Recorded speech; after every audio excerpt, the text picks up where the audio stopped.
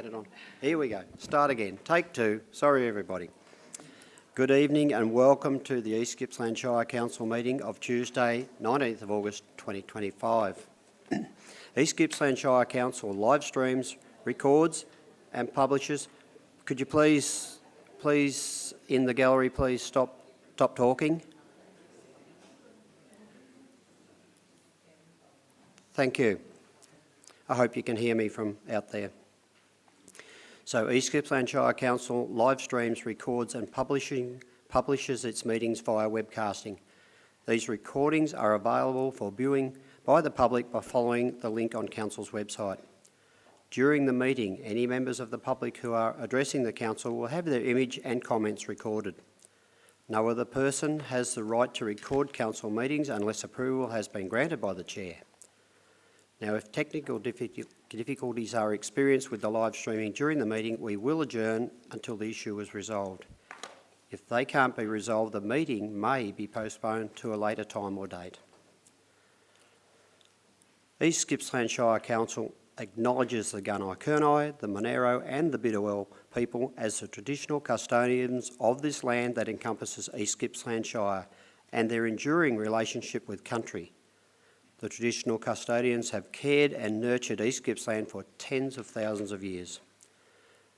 Council values their living culture and practices and their right to self-determination. Council pays respect to all Aboriginal and Torres Strait Islander people living in East Gippsland, the elders past, present and future.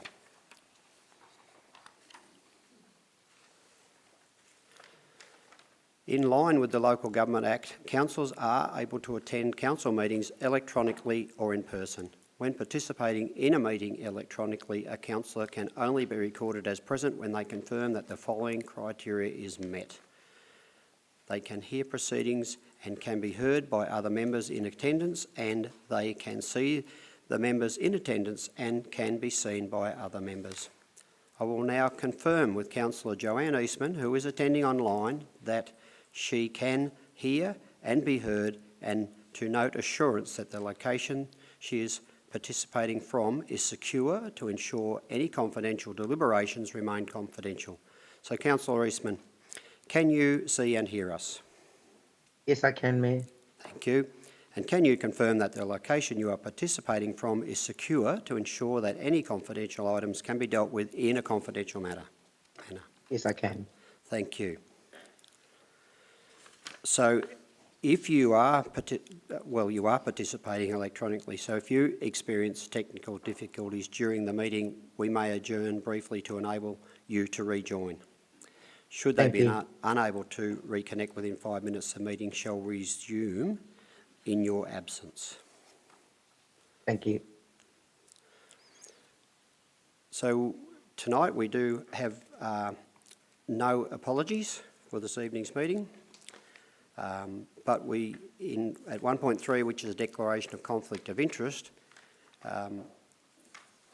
we do have one member here that has declared a conflict of interest, which will be disclosed in accordance with the procedures set out in the governance rules. And this includes stating the following 3 points: the item for which you have a conflict, whether the conflict of interest is general or material, and an explanation of why the conflict exists. So I will ask, are there any declarations of conflict of interest?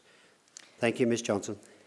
Thank you, Mayor. Yes, so I do have a conflict in relation to item 5.2.1 tonight. It is a general conflict, and it is because I have a close family relationship with one of the contractors who put in for that particular piece of work. Thank you very much for that declaration. So once we reach the relevant item, you must leave the meeting immediately before discussion begins, and you will be invited back into the meeting once the item has been completed. Through you, Mayor, if I may, I would like to move a procedural motion to alter the order of business. Yes, Councillor Buckley, what would be the item? That Council alter the order of business and move item 5.3.1, Municipal Association of Victoria October 2025 State Council meeting motions, to be heard after item 5.1.1, Bairnsdale Outdoor Pool. Okay, that's okay. So Second. I would invite any other... Thank you, Councillor Allen. You've seconded this. So is the motion opposed, councillors? I see no opposition. Thank you. So we will go to... All those in favour? Just, yes, there's no need to speak to this, so just... Yeah. Yes, so all those in favour of changing the order of proceedings? Put my hand up also. Thank you. That is unanimous. Thank you, Councillor Buckley. So item 1.4 is the confirmation of minutes. So do I have a mover to confirm the minutes of the council meeting? Councillor Travascus and Councillor Crook, you've seconded it. So would you like to speak to the motion? No, I thought not. Councillor Crook? No, Mayor, other than to say they are an accurate reflection of that meeting. Thank you. Good, thank you. So is the motion opposed? So would anyone else like to speak for the motion? I see none. Okay, so all those in favour of the minutes? That also is unanimous. And I just missed you, Councillor Eastman. Did you put your hand up? Sorry, Mayor, yes. Yes. Yeah, that's done. All right. 1.5 is our next meeting. So the next council meeting is scheduled to be held on Tuesday the 16th of September 2025 at the Corporate Centre, 273 Main Street, Bairnsdale, commencing at 6 p.m. For 1.6, which is requests of leave of absence, please, Ms Weigel, are there any requests? No request for leave of absence, so I believe we may have someone taking leave for the next meeting, but no leave of absence. Yes, I've just spoken with Councillor Allen and he will just be an apology for the next meeting. Thank you. Now, here's a special moment. So, at this point in the proceedings, I would like to take a moment to acknowledge a special guest in our public gallery tonight. This is Jasmine Lynch from West Bairnsdale Primary School, is here as part of the Rotary Junior Community Awards program. Jasmine, your participation in this community program is commendable, and we are delighted to have you observe our meeting and to recognise your involvement and dedication. I am pleased to present you with a council pin, which is...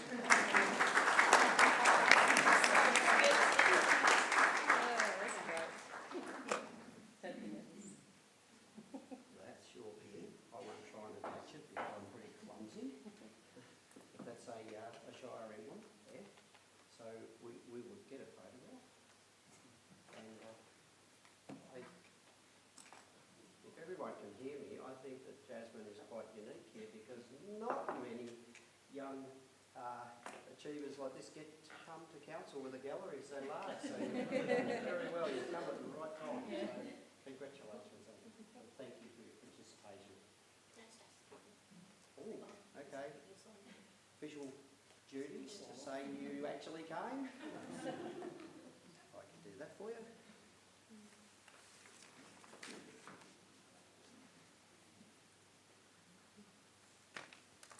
Oops, that's your one, isn't it? Thank you.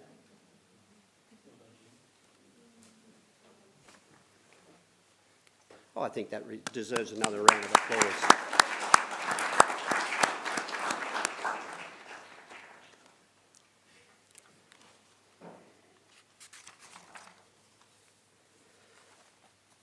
So 1.7 is open forum and 1.7.1 is petitions. Now, Council has received a petition in relation to the objection of the 25-26 Jetty licence fee increase at Riviera Harbour, Paynesville, which is item 1.7.1.1 on tonight's agenda. So before the report is presented, we also have a request to speak in relation to this item. So I will now ask Mr. Colin Fritsch to come forward and make his submission. So, Mr Frisch, you have up to 5 minutes speaking time and a sound will be played when there are 30 seconds remaining. Thank you. And welcome. Good evening. Thank you, Mr Mayor, for the opportunity, and thank you, councillors, for the opportunity to speak to this petition. Thank you. It's a petition challenging the increase to Riviera Harbour jetty fees in 2025-26. It equates basically to my name's Colin Frisch, by the way. It's a 41% increase. The fees for the jetty licence were increased in 2024-25 by 9%, and subsequently in 2025-26 they are to increase by 32%, and that amount's already been invoiced to the 304 jetty holders that occupy Riviera Harbour and Riviera investment sites, which is the canal, the feature of our local community at Paynesville. Initially, the petition that was submitted on the 31st of July had 57 signatures, and I'll leave it at 57 signatures, but subsequently we've actually added another 34 signatories to that petition, calling for a review of the increased licence fee. What I wish to point out is that Riviera Harbour jetty owners are one of only two groups facing increased East Gippsland Shire Council fees and charges beyond the standard 3% fee increase. And there's two areas. So Riviera Harbour faces a 32% increase in 25-26, and the other area to be increased is another maritime area. It's a 12% increase to Slip Bite Marina in Paynesville, and in addition to Chinaman's Creek and the Meetung Marina. It's noted that the marina licences have not increased for the last 6 years, whilst Riviera Harbour, as I mentioned before, increased by 9% 24-25 and is going to increase by an additional 32% in 25-26. Riviera Harbour jetty owners feel that they've been singled out significantly, Mr Mayor and councillors, for these increased fees, despite being responsible for numerous matters associated with jetty ownership. And I'll point a few of those out. Their maintenance of the jetties, which they purchased and had constructed initially, maintenance and repair of revetment canal walls, which are critical to the tourist attraction, that holds the water back, or holds the water in, maintenance and repair of those walls, insurance of their jetties, and also maintaining a $20 million public liability insurance to protect the community in third-party matters. Many, if not all, signatories to the petition really have some objection and take offence at a sadly oft-repeated statement and assumption that comes from a wide section of the community that if you live on the canals, you can afford to pay. So that's of a real concern in the community, that being signalled out whilst there's increases of 3%, there's marina increases of 12%, we've jumped from 9% last year to 32% for this coming year. So there's some perceived inequity in all that, and why is the area being targeted.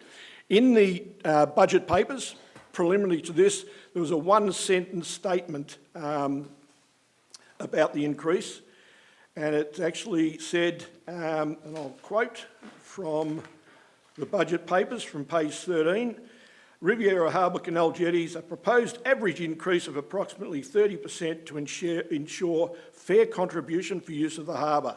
That's it. By comparison, the marina increase of 12% got a 200-word paragraph detailing the fact that it hasn't increased since 2016-17, and that the increase of 12% was very reasonable based on the fact that CPI has been averaging 3%, right? So that's of concern also to us as a group. But let's go to the claim in the 2000 budget paper, the planning paper, that there were three premises for the fee increase. Number one was market benchmarking. Two was reasonable cost recovery and fair use of the harbour. Market benchmarking can really only be compared with two other areas, Patterson Lakes in Melbourne, controlled by Melbourne Water, and Lake Eildon, which is controlled by Golden Murray Water, and of course Paynesville, which is controlled by East Gippsland Council. And those areas, really, it's like comparing apples and oranges, can't be really compared. Paynesville jetties are pretty unique in the whole thing. Move on now to reasonable cost recovery. Based on increased jetty licence fee for the last financial year, East Gippsland Shire is estimated to recover more than 80,000. I've got 30 seconds. No, that 30 seconds is gone, so could you... I was told the bell would go a minute prior. At 30, yes. All right, okay, Yes, so fine. if you could finalise it in perhaps I will. another sentence, thank you. Okay, the decision that East Gippsland is urged to take on this position in the interest of equity and fairness is to increase the Riviera Harbour jetty licence fee by 3% in 2025-26. That will make a total of 12%, which brings it into line with the increases for Marina, the Marina, Slipbite Marina, and also the Meetung facilities.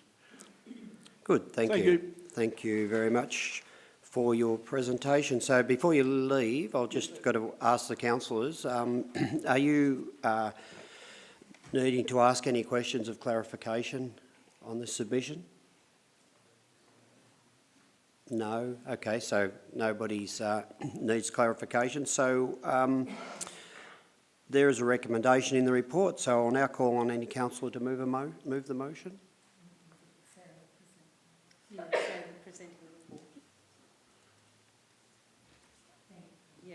Only just missed one line. Sorry, Sarah, just missed one line. By that much. Thank you, Mayor, and thank you, Colin, for coming and talking to us today. So from a procedural perspective, what happens now is I present the report to the councillor group, and then there's a recommendation, an officer recommendation in there that the council group can choose to move forward from your petition and take it into account. So I'm not going to repeat all the things that you've just said. I think that the councillors have heard them loud and clear. From our perspective, what would happen now is that the petition is presented to the council group through you, Mayor. Thank you. Now I've got to repeat myself, don't I? So the recommendation in the report, so would a councillor like to move the motion? Councillor Allen, thank you. Do I have a seconder? Councillor Buckley. Right, thank you. So Councillor Allen, would you wish to speak? Only to say thank you, Colin, for your presentation, and to those who have contributed to the petition. Thank you. Thank you very much. Councillor Buckley. Thanks for being brave and in front of all these people and presenting what is a very concise view, and we'll take it into consideration. Thank you, Councillor Buckley. And I also, Mr Mayor, I'd like to thank everyone that's here this evening is not here for the pool. There's a large contingent of petition supporters for the challenge to the jetty licence increase, and I thank them for their attendance. Yes, thank you very much for that. So is the motion opposed, councillors? So would anyone else like to speak for the motion? I see none, so we will move to the vote. All those councillors in favour of the petition? That's unanimous also, thank you. Thank you. Oops. Mr Mayor, if I may, when I advised the gallery a moment ago, I said the buzzer goes at 4 minutes. It actually goes at 4.5. So my apologies. Thank you. Item 1.7.2 is questions of council. So I'll now ask Ms Weigel, are there any questions of council? We have a number of questions of council, Mayor. Some who will be here in person and some who have asked for me to read their questions. Thank you. So just before we begin, I'd like to remind everyone that when making your address, you show courtesy and respect to council, its staff and the processes we follow. We also ask that you take direction from the chair whenever requested. So during public questions or submissions, there won't be any discussion or debate with attendees. However, councillors may ask questions of clarification to the attendee. So, as Chair, I may need to stop a question or submission if it is deemed inappropriate or not in line with Council's governance rules or mutual respect charter. Each person addressing Council is allocated a maximum of 5 minutes speaking time. Now, there are a total of 19 public questions for tonight's meeting submitted by 10 members of the community. 3 people have requested that the CEO present the questions on their behalf, and these questions will be heard first. Then individual community members present at the meeting will be called on to present their questions themselves. So, CEO, would you please present the questions you've been asked to read? Thank you. Thank you, Mayor. The first 2 questions are from Kaylee Eddy. I'm going to read them both out because we have quite a number to get through, and then I'll ask the General Manager of Assets and Environment to come forward and respond to them. The questions are: on the 26th of March of 2025, the Chillis Road petitioners received a letter directed from Fiona Weigel, Council CEO, stated, "Council will continue to maintain the existing gravel road to the standards within our road management plan." The road management plan clearly states that there is a gravel road resurfacing program and the development of the annual gravel road resurfacing program. Residents can only recall resurfacing works occurring to the road once. Therefore, at each grading, the integrity of the road continues to be further compromised. When was the last time the Chillis Road was resurfaced according to council records? And the second question, Chillis Road was graded maintained in May 2025 at the request of residents. Potholes have already developed while waiting for council to meet the IDM standards and upgrade Chillis Road. When will it next be resurfaced? If I could ask the General Manager of Assets and Environment to come forward to respond to those questions, please. Just before that response, but I'm not sure that you could answer this, but if there were any questions of clarification around that letter? Around the questions, I'm sorry, Mayor, I can't provide any clarification. That's I'm just here to fine. read That's them. fine. So, all right. Thank you, Mr. McConnell. If you could give a response to Ms. Savage, please. Ms. Edie. Miss Edie. Yes, so thank you, Mayor, and through you. Firstly, just to acknowledge that Chillis Road is actually a really special place. When you go up there and you see the view across Bairnsdale, recognise it is an important place. There's 5 houses currently located on Chillis Road, and it's not a through road. So it's a no-through road, 5 houses, and the construction of the road reflects that. So going to the particular question, so most recently grading was undertaken on Chillis Road on the 21st of May in 2025, and each year we have a budget allocated for gravel resurfacing of rural roads, such as this one. And whilst grading occurs more regularly, the gravel resurfacing is undertaken when required. It's not on a fixed schedule, it's when required. We assess the road, check whether there's still sufficient gravel on the road and similar. So 44 tonnes of new material or gravel were incorporated into Chillis Road when the grading works took place in June 2024. So that's a response to question 1. And in response to question 2, again, we'll be inspecting the road on a regular cycle and managing it in accordance with our road management plan. Where there are potholes and similar that are identified, defects of that kind that are identified and they exceed the intervention levels, then we undertake the remediation works as required, and we'll continue to monitor the amount of gravel on the road, and when it does need further topping up, we'll do that, but we won't be. It's not scheduled for a particular time. Thank you, Ms. McConnell, and if you may stay there, because Mayor, the second question is around the same topic. It's from Emily Jackson, and I'll again read both questions together. Question 1. After petitioning Council in March 2024, Chillis Road, Wyong, Council contracted a report which it received on the 27th of August of 2024. It clearly stated on page 4, the intersection sight distances, particularly look east towards Wyong, is extremely limited and particularly dangerous. How long can I expect not only my own children 3 of which are L or P platers drivers, but all residents of Chillis Road to have to use this particularly dangerous intersection? And the second question, in the above-mentioned report prepared by Chris Whelan Civil Engineering, it clearly details that Chillis Road, Wyong, requires significant upgrade to meet the IDM standards. As East Gippsland Shire Council is a signatory to the IDM standards, what is the required action to ensure these upgrades occur? Thank you to our General Manager, Assets and Environment. Thank you, and through you, Mayor. So, just a little bit of context that's relevant to a couple of these questions. So we did, in response to previous correspondence, Council commissioned an independent report into Chillis Road, and the question that report was commissioned to answer was, if council is to seal the road, what would need to be done, in brackets, to seal in a manner consistent with the IDM. It doesn't answer the question of what's required to be done for the road to meet the requirements of the IDM for a gravel road, or infrastructure design manual for a gravel road. So importantly, and this is relevant to the questions, the road currently does meet the infrastructure design manual requirements on the whole for a gravel road as a rural access road, which is the classification that it is. So in particular, in relation to the intersection, certainly I acknowledge that sight lines from that intersection aren't good, and unfortunately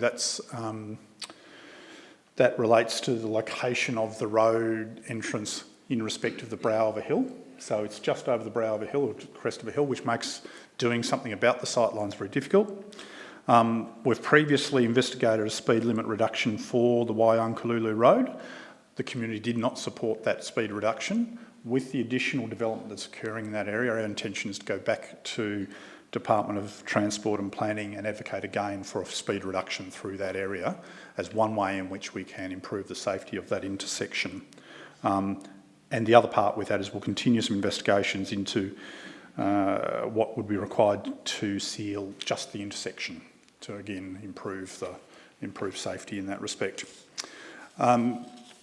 In relation to the second question, as I said before, the report was commissioned to answer a question about what would need to be done in accordance with the infrastructure design manual if the road was to be sealed.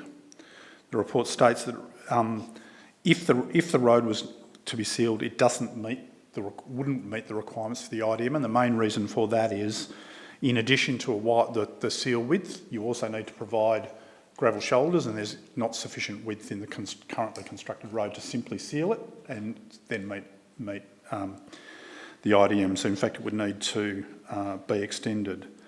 What I would note, though, again, is that it does meet the width requirements in accordance with the IDM for a gravel road of this classification. So at this stage, we don't have a proposal to upgrade the road further and to seal the road. If the residents are keen to, or the landholders are keen to pursue a road upgrade, then that's something we can have a discussion with them in the context of the special charge scheme or similar, in terms of where the benefit for the project lies. Thank you. Thank you, Mr McConnell. Mayor, I might ask that we swap general managers and the General Manager of Place and Community makes his way forward, because the next sets of questions are to do with his portfolio. The first of which is from Greg Savage. Question 1, where will the youth of Bairnsdale seek refuge from summer heat to keep cool? Rivers are full of hazards. And question 2, please explain the extent of the works that are required in the plant room, causing it to be unsafe, posing unacceptable risk under the Occ Health and Safety Act of 2004. Thank you, Mr Stevenson. And thank you, and thanks for the question from Greg. And through you, Mayor, there's plenty of questions on this one tonight, so if I sound a bit scripted, sorry, it's just so that I can get through for a response, an appropriate response for everyone. Basically, in relation to the first question, data demonstrates that, unfortunately, youth aren't currently accessing the Bairnsdale outdoor pool in huge numbers. However, those that do acknowledge that it's important for them. In the Bairnsdale Aquatic and Recreation Centre, it will still be open no matter what, and also worth acknowledging that that is a high-use facility, so that will be there.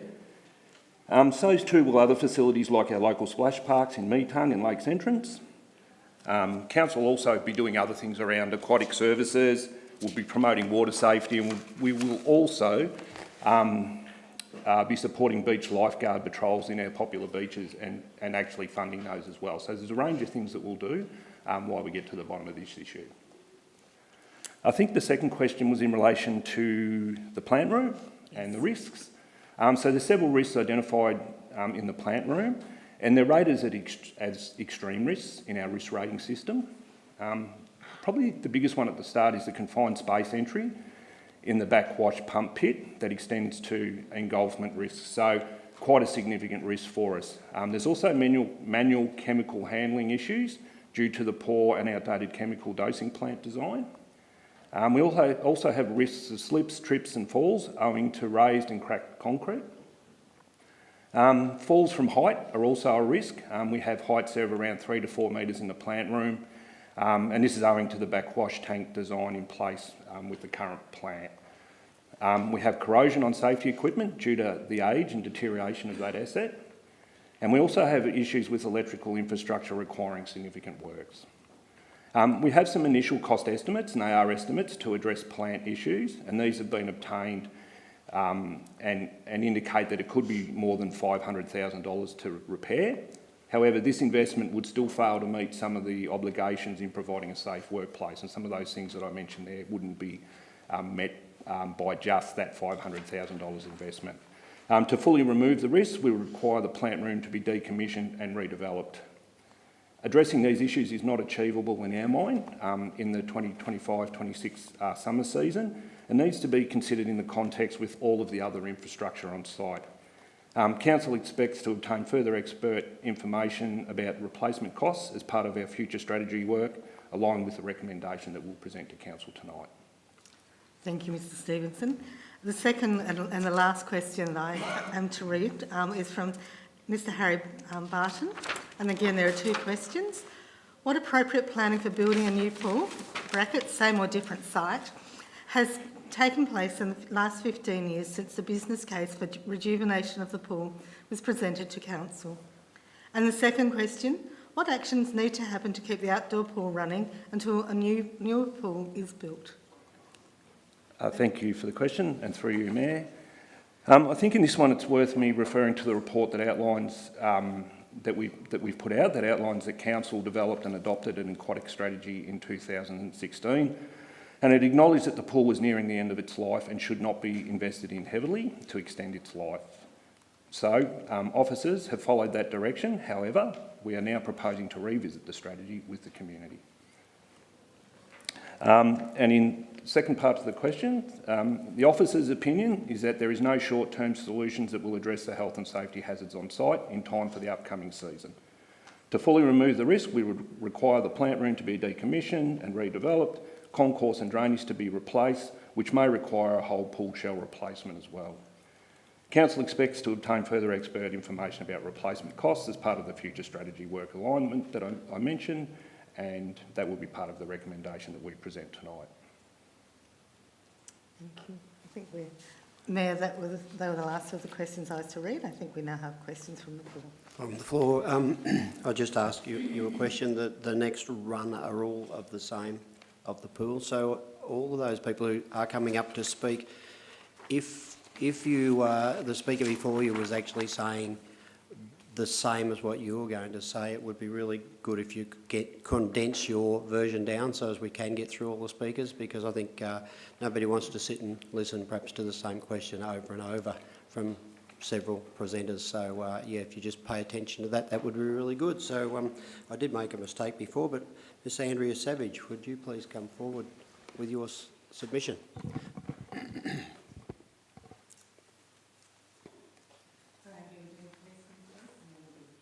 Sure. Yeah. My first question is, what measures has Council put in place to retain the use of the land as a functional community outdoor pool? Thanks, Andrea. So, as I mentioned, Council decided in 2016 not to make any major investment in this site and to manage it through to its end of life. It's fair to say the last few years have been difficult to manage and to get the facility into an operational state. Officers have completed annual scheduled maintenance plans that have been developed by pool specialists. These schedules are developed following a pool plant assessment condition audit that Council commissions every 3 years. The last one was completed in May this year. We also, as most people will be aware, we undertake yearly maintenance and repairs on all of the buildings and related infrastructure, and that has been quite a task for officers over the last few years as well. It's probably also worth mentioning at this point that there was also a geotechnical report that was commissioned for the site, and this does also highlight some challenges for the redevelopment of that site, and we'll need to take that into account with any future development and use of the site as well. My second question is, what consultation has Council undertaken with other local councils to gain advice about access to funding? So thanks for that question, and through you, Mayor. Council was not engaged with other LGAs regarding external funding for the outdoor pool upgrades, and that's primarily due to the direction of the East Gippsland Aquatic Strategy and the former resolution by Council. So, as I mentioned before, the resolution was to let the pool reach its end of life. However, more broadly, Council, we do regularly consult with neighbouring local governments to share knowledge and strategies for accessing funding. So that's a pretty common practice for us. And these discussions have informed our advocacy efforts to ensure that communities benefit from renewable energy investments as well. Thanks so much. Thank you. Thank you for those questions. So now ask Ms Anne Daffy to come forward and ask their questions, please.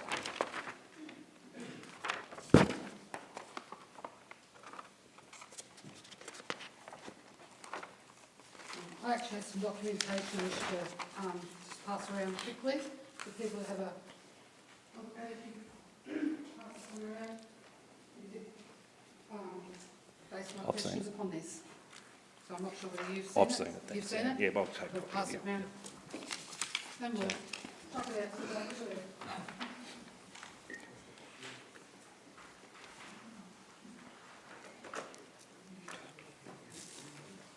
Okay. So with reference to that chart which I've created, which is looks at a comparative between a lot of local government areas across, firstly Gippsland and then places I know in Victoria, I put together some ideas around how many pools actually have either seasonal or as complexes that run year round.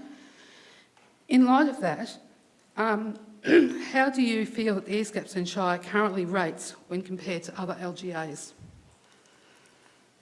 Thanks, Anne, and thanks for the table, and through you, Matt. So we have spoken with other LGAs, including some that you have listed here. What it's probably fair to say is that not all facilities that are listed are like facilities, whether that be regarding their design, their capital investment, how they're maintained, etc.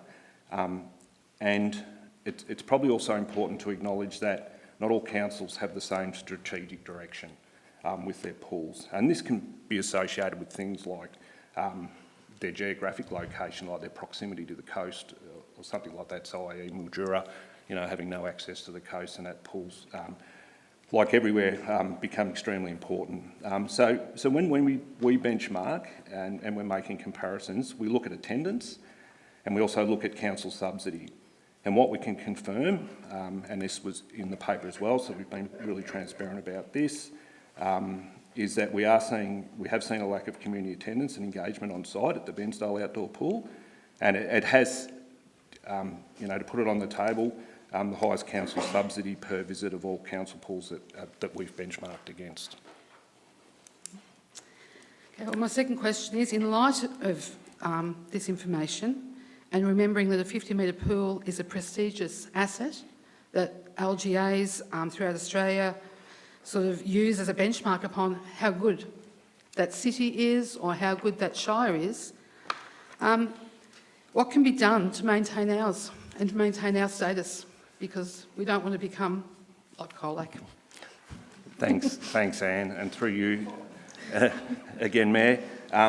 Look, I think the simplest answer for me tonight would be to refer back to the report that we put up for tonight and our recommendation to visit our strategy for the best way forward for East Gippsland.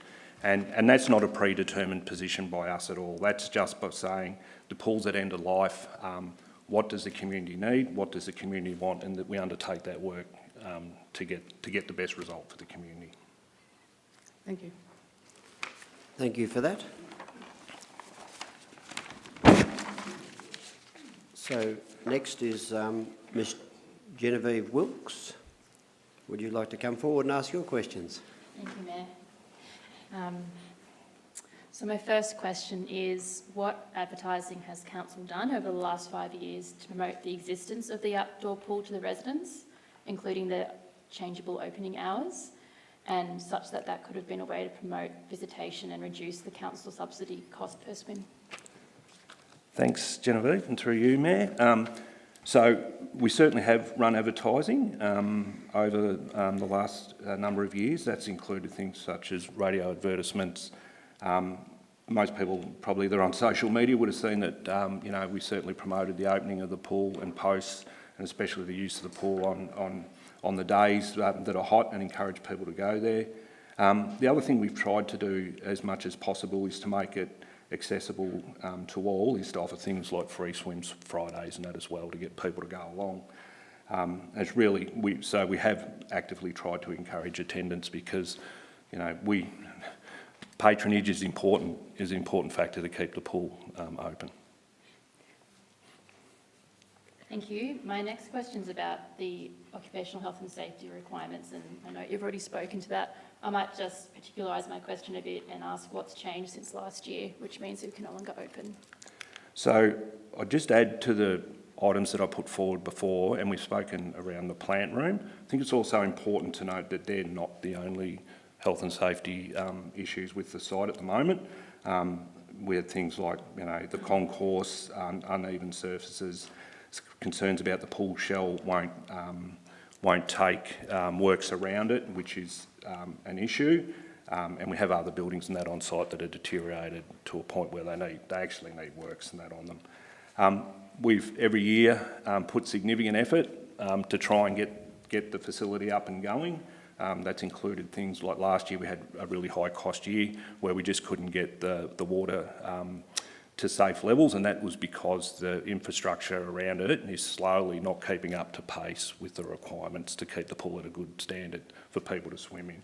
And just by deterioration, things are just getting worse year on year, and with the decision made 10 plus years ago now or 10 years ago to not do major works, some of those things are just basically reaching end of life, unfortunately. Thank you. Thank you. Ms Stephanie Buckland, would you like to come forward and ask your questions? And councillors, I'll perhaps remind you that at some stage after the questions are asked, if you have any questions of clarification, just put your hands up, please. Not for the... Right, okay. Thanks, Please, Mayor. ask your questions. So my first question relates to community consultation around the report and recommendations tabled tonight before Council. What community consultation has taken place to inform this report and the recommendations over the past 10 years since the last 2015 Aquatic Strategy was developed, especially since the end of the last 24-25 summer season, and especially with main user groups? Thanks, Stephanie, for the question, and through you, Mayor.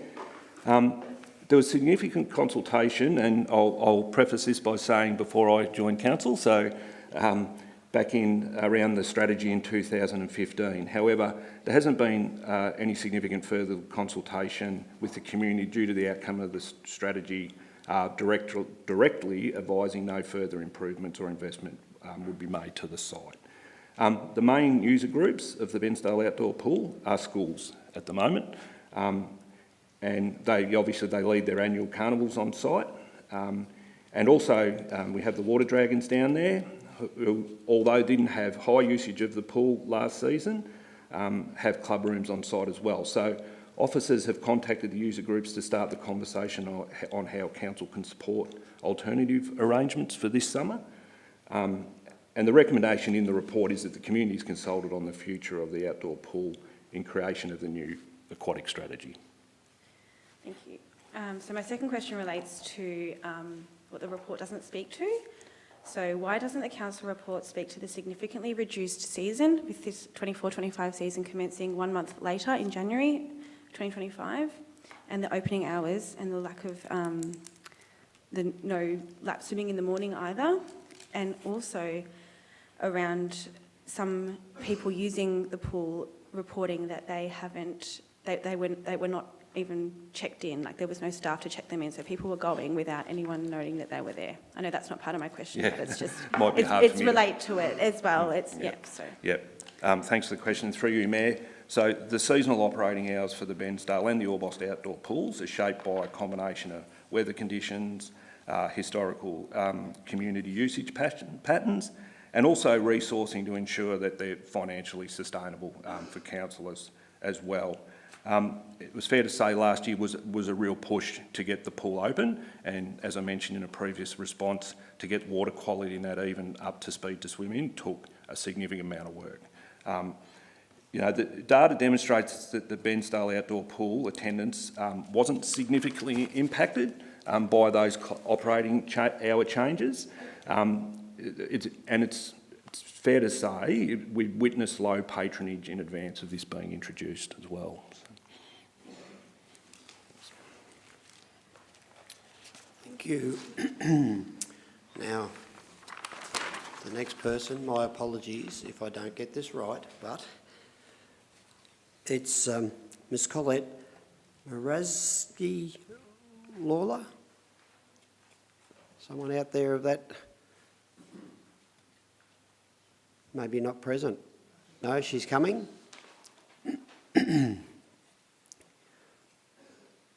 I will accept a reprimand for not getting the pronunciation right, but maybe I did. Yes, good. Well, pretty close. Come up to the chair on your left. Yes.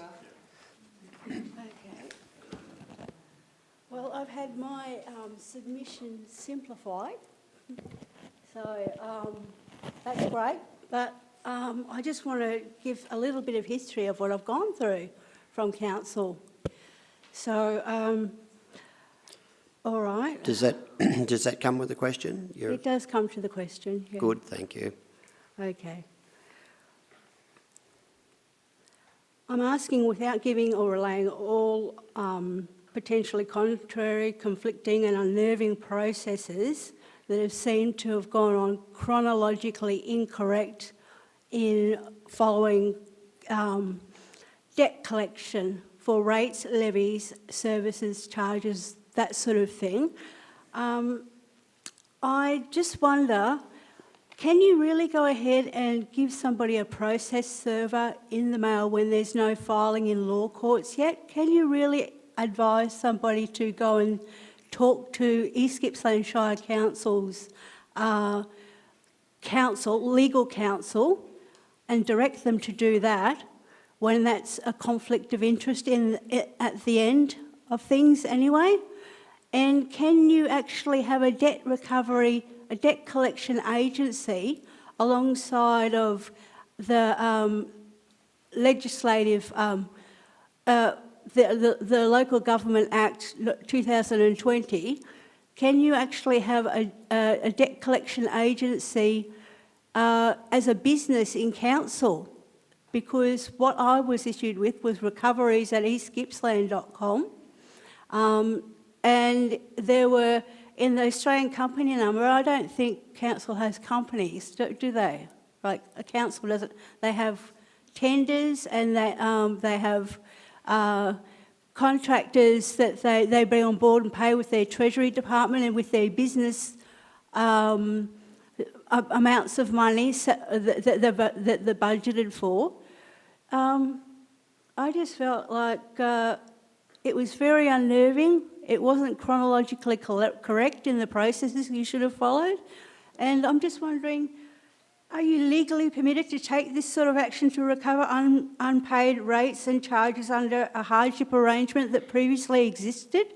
And I fell short for 2 weeks because I took homeless people in, and they cut out the hardship program because I needed to pay an electricity bill that was $900 and I was left with. So they cut out, the hardship basis has already been agreed upon. Can you do this? Okay, well, I'd ask Ms Johnson if you could please respond to those questions. It's to frighten us. There were a large number of questions in that report, so please. Yeah, thank you, Mayor, and through you, Mayor. And look, thank you for coming and talking to us about this tonight. So I suppose if I can break down some of your questions, we do absolutely follow the Act when we consider how we engage with our customers and our community about collecting the rates. We've put a pretty significant amount of work, when you talk about hardship, we've put a pretty significant amount of work into defining our entire hardship policy, and it's something that actually came to this council group last year.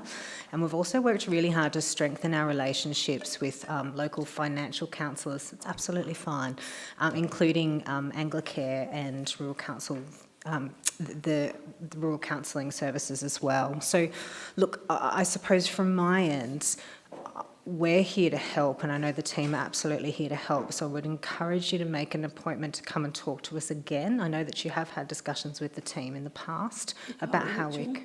Yeah, from Rates team. Yeah, about how we can help you and how... Olivia O'Donnell, yes, from Treasury. She's no longer here, apparently. Yeah, well, yeah, we can talk about that at another time. But I suppose from going to your questions perspective, we're really happy to talk to you and to see what we can make work for you, and that is something that the team are really, really committed to, and especially under the hardship policy that has been, more recently revised by this council group. Waivers? So yeah, that's all outlined in our hardship policy. So I can't give you an answer as to that on the spot here, obviously. That would be breaching confidentiality, but I can say that let's sit down and talk it through, and we're more than happy to do that. Okay. Thank you. Thank you for that, and thank you for asking your questions, Colette. Okay. So the last one is Miss Virginia Armstrong. Please, would you like... There she goes.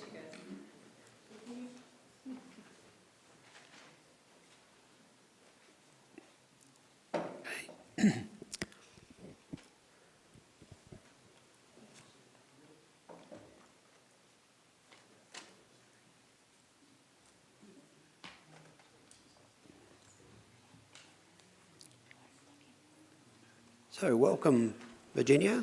Hello. Please ask your questions. I'm a resident on Chillis Road in Wyong, so I'm the third resident here with questions today. The other two were read out by the CEO. So I've got two further questions. Sorry, the dog's a bit unsettled.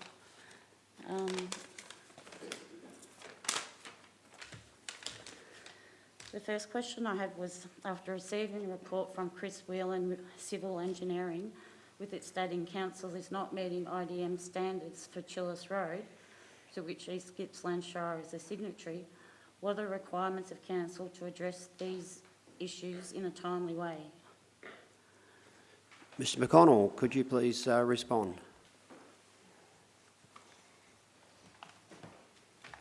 Thank you, Mayor, and through you. Thanks for the question. So, and I'll just refer back to the context I provided earlier around the purpose of that report was to answer the question about what would be required if the road was to be sealed. Yes. Currently it's classified as a rural access road. It meets the requirements of the IDM, or the Infrastructure Design Manual, as an unsealed rural access road. If we were to seal it, then we would need to widen the road. And then it wouldn't meet the Infrastructure Design Manual. So that would be a significant investment, and that's something we would need to consider as part of the overall program for our road upgrades and the budget and funding of those. So the Shire is saying it does meet the IDM standards? Correct. Whereas Chris Whelan's civil engineering report says it doesn't? Sorry, just to clarify again, the Chris Whelan report answered the question of if we were to seal the road, would it meet the infrastructure design manual? And the answer to that is no. But as an unsealed road, it meets the infrastructure design manual, and an unsealed rural access road is appropriate for a no-through road with 5 houses on it. Okay. And my second question is, without appropriate upgrade and maintenance, what is Council's strategy to protect the ever-increasing number of residents on Chillis Road, which includes vulnerable residents, pedestrians, horse riders, and to reduce the dust risks and the impact on residents' health and home environment? Could I go into that a little bit more? In relation to vulnerable road users like myself, the road isn't suitable or safe, and I feel unsafe actually walking on it because of the state it's in, loose gravel, potholes,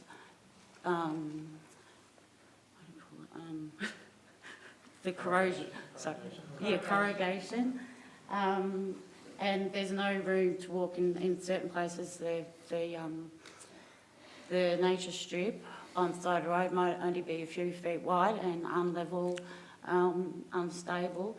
So for myself to walk my dog to check my letterbox, which is 100 metres probably from my house, I find it too unsafe to do so.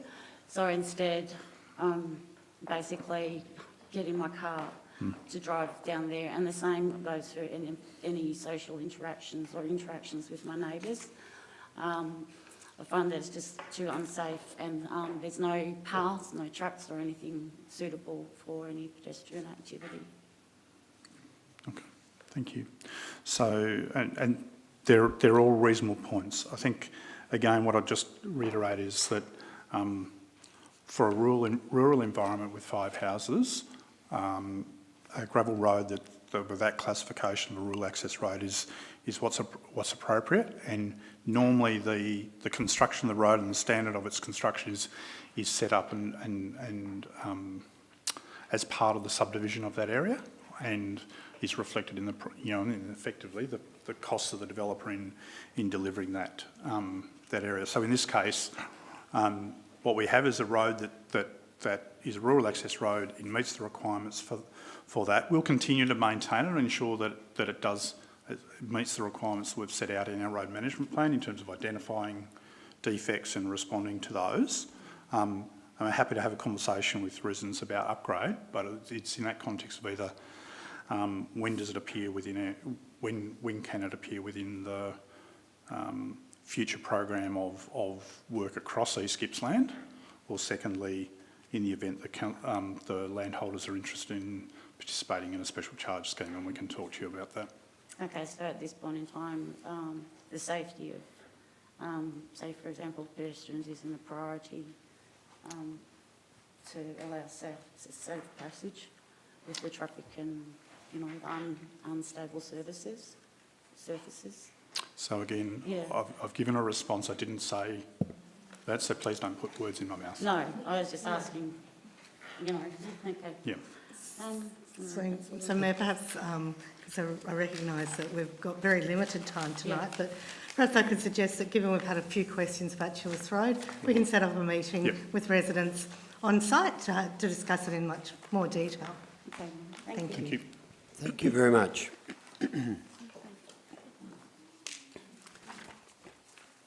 Now we'll move to 1.7.3, which are public submissions. We have a total of 13 speakers for tonight's meeting. Mr Colin Frisch, who we already heard from in relation to the petition, and 9 people wish to speak to item 5.1.1, which is the Bairnsdale outdoor pool. And these submissions will be heard when we get to them on the item in the agenda.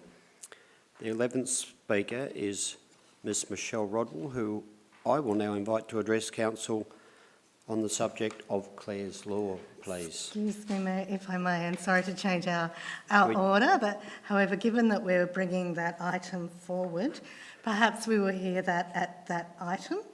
So given that Councillor Buckley has moved that we hear that item directly after the discussion around the pool, if that is okay with Michelle, if she's happy to wait until we are hearing that item, then she can present at the beginning of that item. Sounds like a plan. Thank you. So we also have here, I've got listed here, Ms Rodwell. So is that to be current, or is that part of... Yes, sorry. So we'll just leave that, because I think we've got Ms Young. She will be speaking at her item.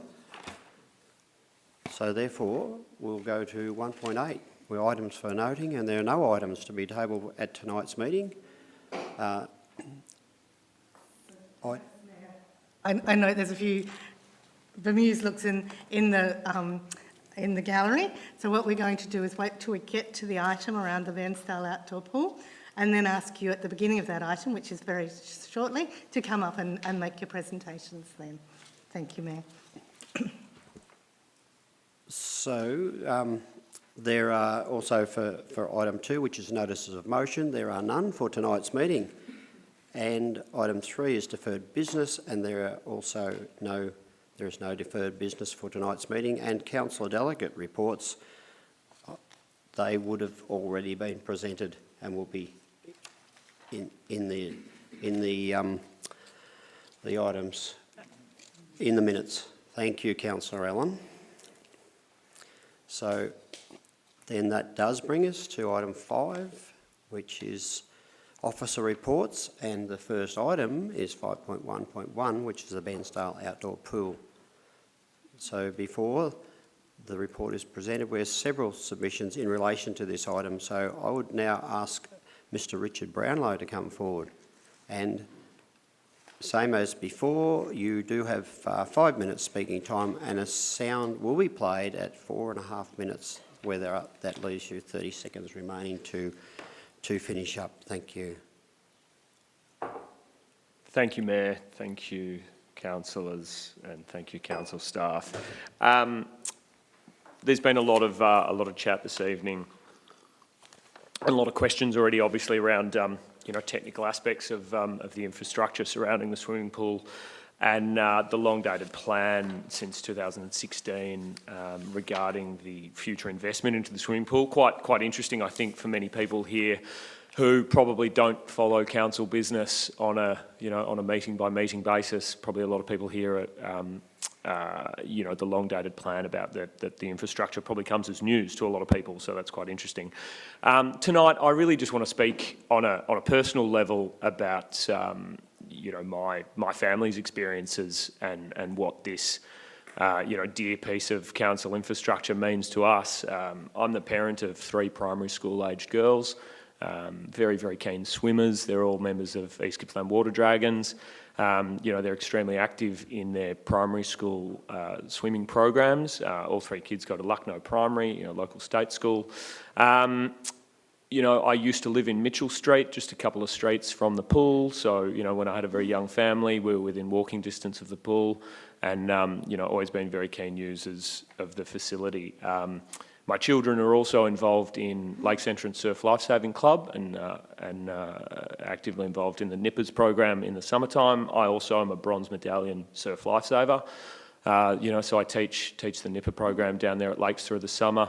So I guess our experience really centres around equitable access to swimming facilities and water safety. We obviously live in an amazing part of the world where we're surrounded by lakes and rivers. It just seems that easy and equitable access to swimming facilities for children in our community seems to be not just a local issue, but at a national issue. We've got record numbers of drownings in lakes and rivers and pools, and anecdotally, I just look at the average standard and skill of swimming capability in our primary school age children, and it's quite chilling they're not very good swimmers. You know, there is a large portion of grade 5 and 6 children that cannot swim 50 metres. And I'll just let that sink in. Grade 5 and 6 kids that cannot swim 50 metres. So, you know, the water dragons, you know, in this group can swim 50 metres, and they can swim 50 metres very, very quickly. But that's not what I'm worried about here. You know, like, there's families that take swimming very seriously, and ours is possibly one of them. You know, so I'm not worried about our family's access to swimming. I'm worried about everybody else's access to swimming. You know, we're very fortunate in Bairnsdale. You know, we have the Bark facility, which we've spoken about tonight, and obviously it's a great quality facility. It's heated, it's year-round. You know, we're very lucky to have it. But there's certain things that it can do and certain things that it cannot. I believe it's operating effectively, completely at capacity. There is a huge waiting list for children to access council-provided swimming lessons. And I know of many families who've been on this waiting list for many years, and I know my wife effectively lobbied staff extremely hard, you know, over the years to make sure our kids got a place in swimming lessons. And, you know, I don't think it should be up to members of the community to have to lobby very hard to get their kids to get a swimming lesson. I'd like to, as I said earlier, my children are at Lucknow Primary. I'd like to read a letter that was produced yesterday and sent to our whole school community by Malcolm Hudson, who is our PE teacher and also a swimming coach and a parent. And it reads, "Hi everyone, as many of you might be aware, the Bairnsdale outdoor pool has been assessed as unsafe and won't be opened this year or into the future. Obviously this leaves us in a difficult situation as to how we go ahead with our school, district, division swimming carnivals in the future. Whilst the idea of transporting students to either the Orbost or Sale pool, I don't envisage this being a viable solution for our school logistically or financially. To show your support to not close the pool, either upgrade the existing pool or make a plan for a new pool that can be established, please feel free to email John White or Sonia Buckley, councillors." So I really implore this council group to, you know, you guys may or may not have been involved in decision making from back in 2016, but you are here now and you are working towards the future of our community. I implore you to look at this council facility as a very, very simple, fundamental, basic community right, almost, that I think must be provided by local council. Thank you. Well done. You must have well rehearsed that. It got it exactly right. Sorry? You must have well rehearsed that. You got it exactly right.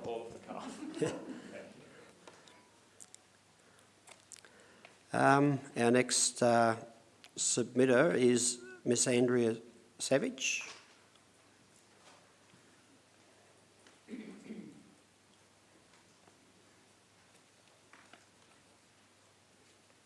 Well done, Richard. I wished I was coming further down the line. However,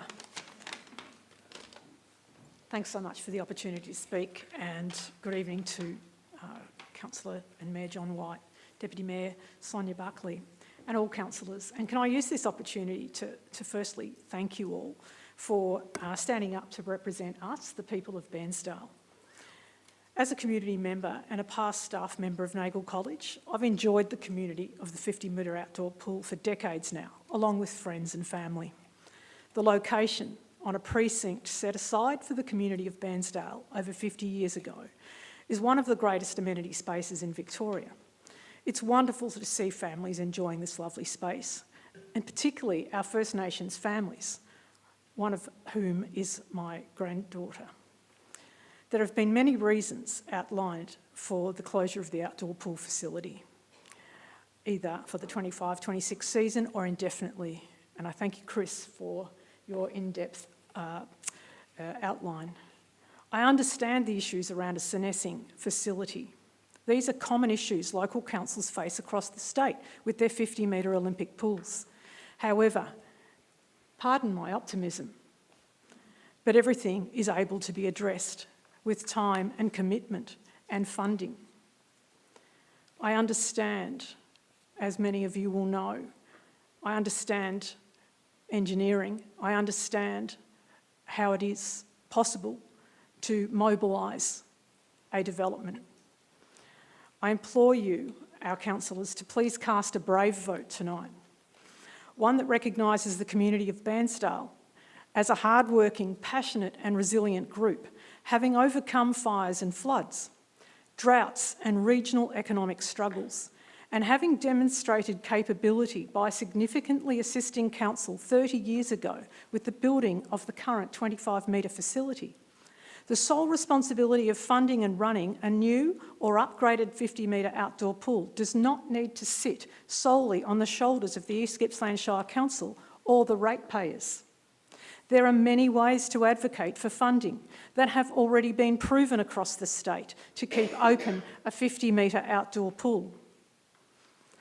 A concern I have since experiencing the catastrophic effects of the 2019-2020 fires is where is the safe and cool refuge in the heat of summer for the Bairnsdale community? The outdoor pool, when it is open, is an important refuge.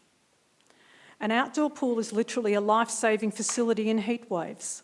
The option of staying in one's home, paying for an air conditioner to keep cool, does not compare to being able to access a cool green space under the beautiful mature trees under the watch of pool lifeguards. An indoor pool with a water temperature of over 30 degrees, 365 days of the year, is simply not a feasible space to keep cool during summer. Worse still is the prospect that our children and youth might access the river where risks of snags and snakebite are real. Unfortunately, we know there will be more days of high fire danger and extreme heat ahead of us. The outdoor pool provides an inclusive, accessible space for all. All this aside, this decision remains with yourselves as councillors, representing the people of Bairnsdale and their wishes. A 50-year history is a great foundation to base tonight's decision on. Can we please show bravery and positivity, willingness to explore the options with proper community consultation to keep this important facility open? Is he awake? I'm talking to you, I'm pleading, thank you. This can be your great legacy to show trust in the community that you all represent. I thank you all so much for your time.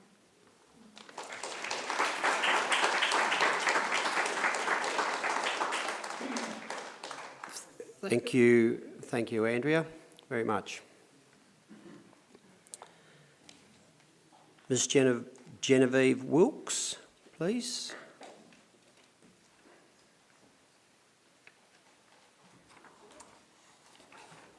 Thank you, councillors. The first theme I want to talk to tonight is community and the importance that a community pool plays as a third place for us to come together, to be outside together when it's hot, and to be active together. I've heard a lot tonight already about some of the issues that are being faced by the administrators of the pool in our community, and I really appreciate their efforts to working through those. But I would like to emphasise that, sorry.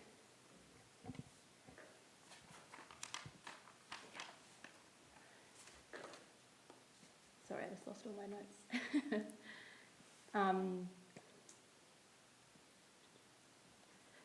That we, the community as well, are really passionate about making sure that this is a safe and healthy place for us all to be in and share. And this news that came to us last week is a big shock. And I appreciate that there was a report done in 2016 that addressed all of this, but with respect, I feel like we need to hear these things more often to actually understand what's going on. I note that the motion before council today is to close the pool for the 2025-2026 season, but I also can see from the options available involving really important work around engagement, that effectively would look like a 2 to 3 year closure of the pool. So thinking of 2 to 3 years of what a teenager's life is, that's 12 to 15 of no outdoor pool. For an 8-year-old, 8 to 12 years old of no outdoor pool. And even then, we're looking at, if it's about reconstructing the whole thing, 2 to 3 year period of that happening. So really what we're looking at here tonight is a decision about no outdoor pool for more likely 5 years, as a very conservative guess.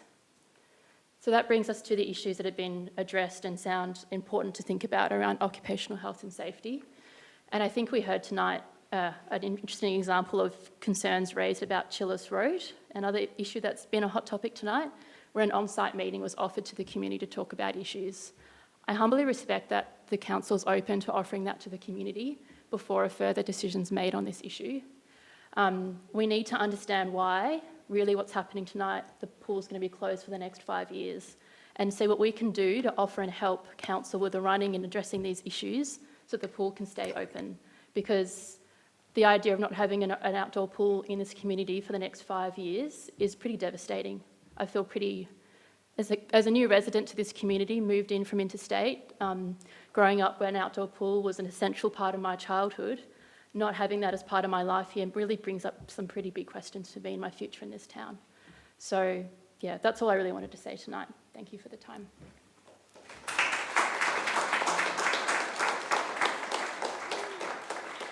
Thank you, Genevieve. Now, Miss Anne Daffy, is she present? Yes, of course. Came up before.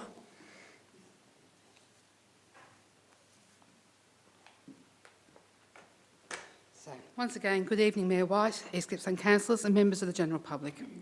I'd too like to put on record my appreciation for the role our councillors play. You're the gatekeepers of hope and promise. You enable our Shire to fulfil its obligations to all. It's an unenviable role, and I thank you. Some of you will know me, but for those who don't, my name is Anne Daffy, and I've been an East Gippsland resident for the last 37 years. In this time, I've worked across a range of secondary schools in the area, and I currently head up the Bairnsdale Secondary College satellite program for Nulu for disengaged young people. I have, throughout my time in East Gippsland, volunteered as a sports administrator across 6 different sports, coaching at some also. I've always embraced sports. I've always embraced what it has to offer us, and I've given that love to my 3 daughters, who've also proudly represented our region at least 4 sports at state level. So our kids really punch above their weight. We well know the value of swimming, and I am currently an off-swim teacher, and 2 daughters are the same. So we have skin in the game. I really hope that those who are making these decisions would actually understand some of that too, and I wonder how many actual swimmers are here. Please understand, I'm not a whinger, and I only speak when I believe I can see an alternative way to do things, and am prepared to help to try and achieve it. To that end, can we please vote this evening to hold off any immediate decision to close the Turnbull Street pool for the 25-26 season until we can explore alternatives? I would really like to talk briefly to one of the points raised in the media release, and that was about the numbers through the gate. Those numbers are so inaccurate.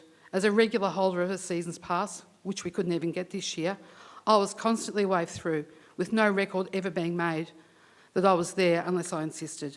I've seen this pattern repeated with others who have had no pass, but the kids would just wave their mates through. Further to this, there's also been a refusal to allow some user groups to book the pool outside trigger temperatures, and the fact that we couldn't have our lap swimmers there meant that there was a huge decrease in people who were actually able to access this year, and that impacts the numbers. It's also unfair to compare the resource that's open for 14 hours a day, teaching swimming to hundreds of people a week, to the one that's only open for a couple of months of the year on limited hours. Any attempt by myself to discuss these issues have repeatedly been stonewalled, and as I've tried to have these discussions several times with different people in authority at the Shire. It's also important to remember that this data loses any relevance when we remember that pools actually are an investment into the physical, social and emotional wellbeing of a community. They are not, and never ever will be, a revenue-raising tool. I really worry that it's too easy to hide behind the OH&S Act as a reason just to say, you know, it's a non-negotiable closure. As a teacher of vocational studies, I've looked at the 3 think safe steps, you know, spot the risk, assess the hazard. How likely is it that will happen? How bad will it be? And then what can you do to mitigate that risk? And there's always a range of options that can be included there. Sure, one of them is elimination, and we can do that either by closing the pool or by getting rid of the risk, which has a financial constraint. But can we actually look at some of the other 5 things, or a combination of, to see what can be done? The Turnbull Street pool was created to reduce the risk of river drownings, and this is still relevant. I know from my work across all the secondary schools that swimming ability is diminishing for this demographic, and it's downright dangerous to force our kids into a river by offering them no alternative.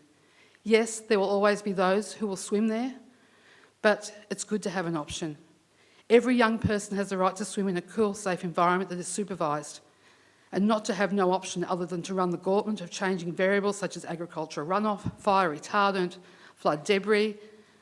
We need to remember that the river water is not clear. The depth is an unknown and changing variable, and there is a current. Adding to these dangers is poor decision making when it comes to personal safety. Executive function does not kick in for our individuals until the mid-20s, and this correlates with Lifesaving Australia's data on increased deaths by drowning in the mid-teen to 20s, mainly male demographic. I get that there will be a cost associated with ensuring that the outdoor pool continues to remain viable, but what price do we put on the lives of our young people? Please don't try to bribe me by telling me to let go of what is real and tangible by offering me a shiny new toy that doesn't exist yet. I'll happily move on to swimming something better when it's more than a concept in the strategic report compiled by a consultant. I respectfully ask that you, our elected representatives, vote to keep the outdoor pool as a viable swimming facility until its replacement can be sorted. Thank you. Thank you.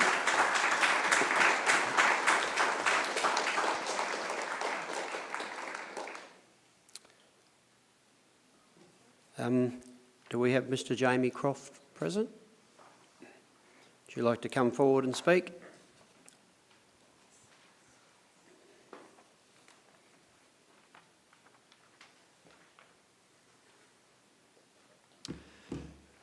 Good evening, Mayor White, councillors and members of the community. Thank you for allowing us the opportunity to speak here tonight. I'm Jamie. I'm a GP and a father, and I actually don't really like swimming, but my 2.5-year-old son lives for it. So here I am, a reluctant swimmer, but a passionate poolside parent. We've become regulars at both the indoor and outdoor pools, and the indoor pool is great, but it's not exactly a place where you hang out and chat. It's hot, loud, and overstimulating. You go in, you swim, you leave. Many parents of neurodivergent children tell me they simply can't use it. It's too overwhelming. The outdoor pool, on the other hand, is a true community space that provides for social connection. You see familiar faces, chat with others, and let your kids roam while you supervise from the grass. It's calmer, more spacious, and less intense, making it far more suitable for children who struggle with the overwhelming environment of the indoor pool. You've heard from several other speakers tonight who have shared powerful personal stories and community concerns. Many describe the outdoor pool as their family's summer lifeline, not just a place to swim, but a place to belong. As a GP, I see the impact of loneliness and disconnection every day. Mental health issues are rising, especially in regional areas. We need more outdoor community spaces, not fewer. Places like the outdoor pool are essential for well-being. Our local First Nations community also makes much greater use of the outdoor pool than the indoor pool. For many, it's a more comfortable and culturally safe space. Closing it risks pushing people, especially young people, toward more dangerous swimming options like our rivers and lakes. Which brings me to water safety. We might not have the endless summer of Northern Australia, but that actually makes access to safe, structured, outdoor swimming environments all the more important, not less. Lifesaving Victoria found that Gippsland had the highest number of fatal drownings in the state across the previous decade. 1/3 of all of these drownings occurred in inland waterways, rivers, lakes, and dams, which sounds very much like our backyard. These are places where kids play, fish, and cool off. But without strong swimming skills and water confidence, they can be deadly. This is where outdoor pools matter. They provide a safer, supervised setting that mirrors the open-air, sunlit environments kids actually encounter in our region. Learning to swim indoors is a good start, but outdoor pools build the real-world confidence needed for rivers, lakes and dams. This isn't just about recreation, it's about prevention. There's also an important respiratory health issue. Indoor pools accumulate chlorobins. These chemical byproducts worsen asthma and irritate airways, especially in kids. Outdoor pools require less chemical treatment due to the natural UV light. This, in combination with natural ventilation, makes outdoor pools much safer for children or adults with asthma. We've spoken about the attendance numbers at the outdoor pool. These have not been low due to lack of interest, but actually due to the erratic and limited opening hours and the years of neglect. The schedule has been so unpredictable, varying by day, time, temperature, that many residents, including ourselves, sometimes gave up trying to attend. On a number of occasions, we walked through the front gate with no one at the counter, so our numbers also weren't counted in those tallies. Community facilities like outdoor pools signal a town's commitment to livability, inclusion, and long-term well-being. Without them, towns risk becoming less attractive to new residents, especially families seeking places with accessible recreation and strong social infrastructure. Losing such spaces may also prompt current residents to question whether this is the right place to stay and grow. Yes, there are issues, but they stem from a decade-old council decision to stop investing in the pool. That wasn't your call. But tonight you have the chance to show that this council sees things differently. Tonight's vote isn't about whether to close the pool. It's about how we invigorate it and make it something that future generations thank you for. Thank you.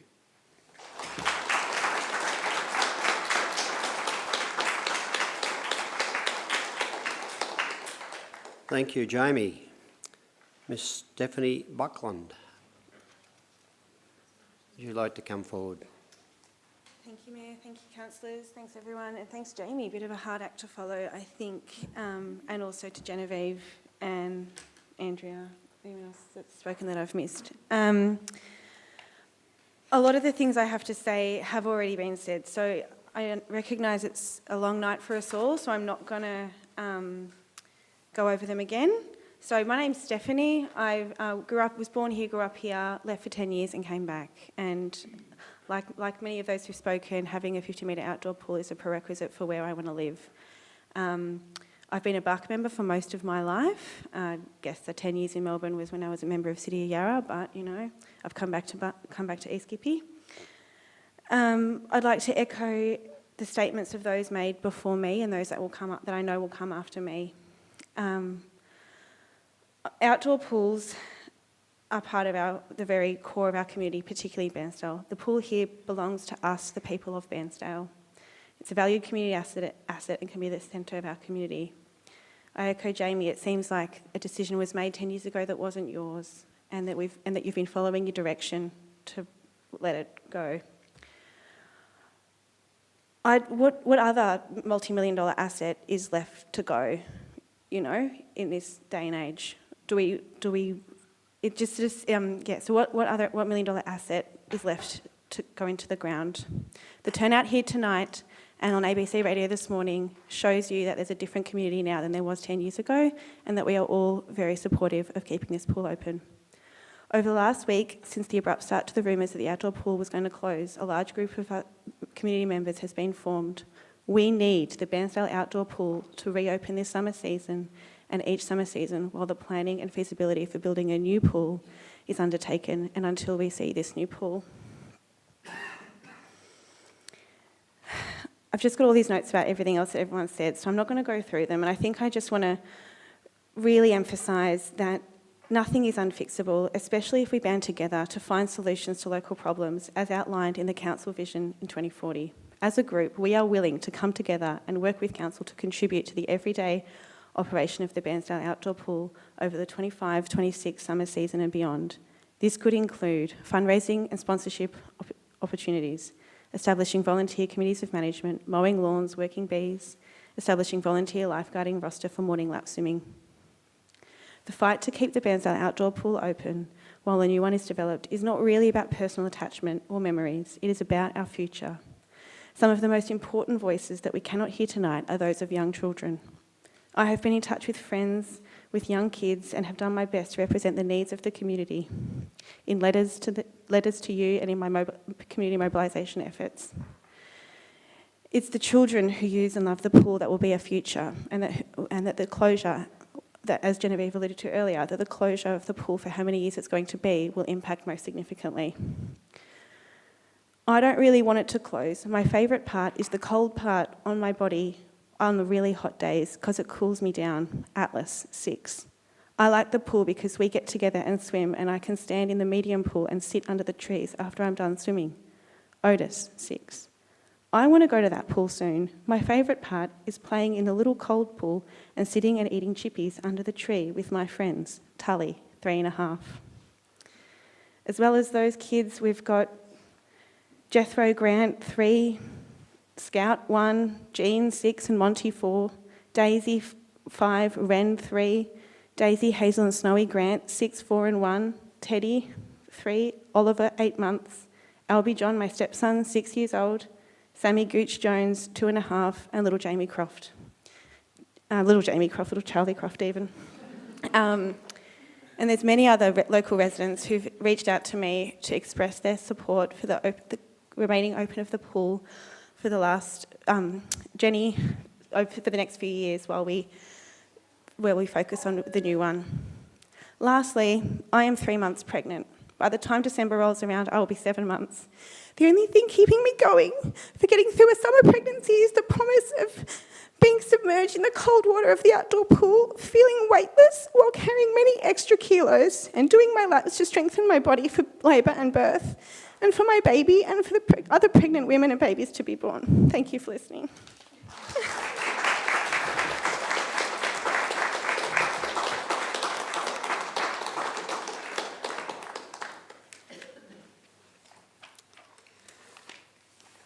I'd now like to invite Ms Sophie Brown forward, please. Welcome. Thank you. Hi everybody, my name's Sophie Brown and I am a concerned member of our community and a health professional who works both with young people and also volunteers with young people as a Scout leader, Bairnsdale Scout leader and a Bronze Lifesaver in Nippers in the summer season. I'm here to emphasise the need for our local outdoor pool not only to remain open but to be reinvigorated and marketed for maximum community usage. In the first pages of this council meeting agenda, when I was getting ready to come here, I read, the council's vision is to foster inclusive, connected communities and places where all East Gippslanders prosper and endeavour not to leave anyone behind.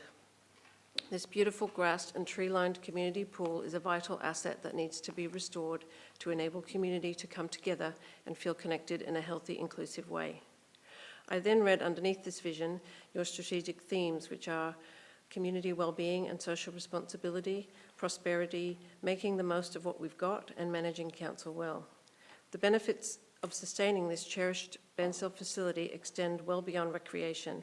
They are crucial for our community's health, well-being and social cohesion, particularly in light of today's challenges, including global warming and social economic disparities. Surely this falls directly under your strategic theme 1, community well-being and social responsibility. Council's report also shows a 4.5 times increase in the use of the pool for school swim carnivals in the last 3 years, which will definitely increase if the facility is open at full capacity.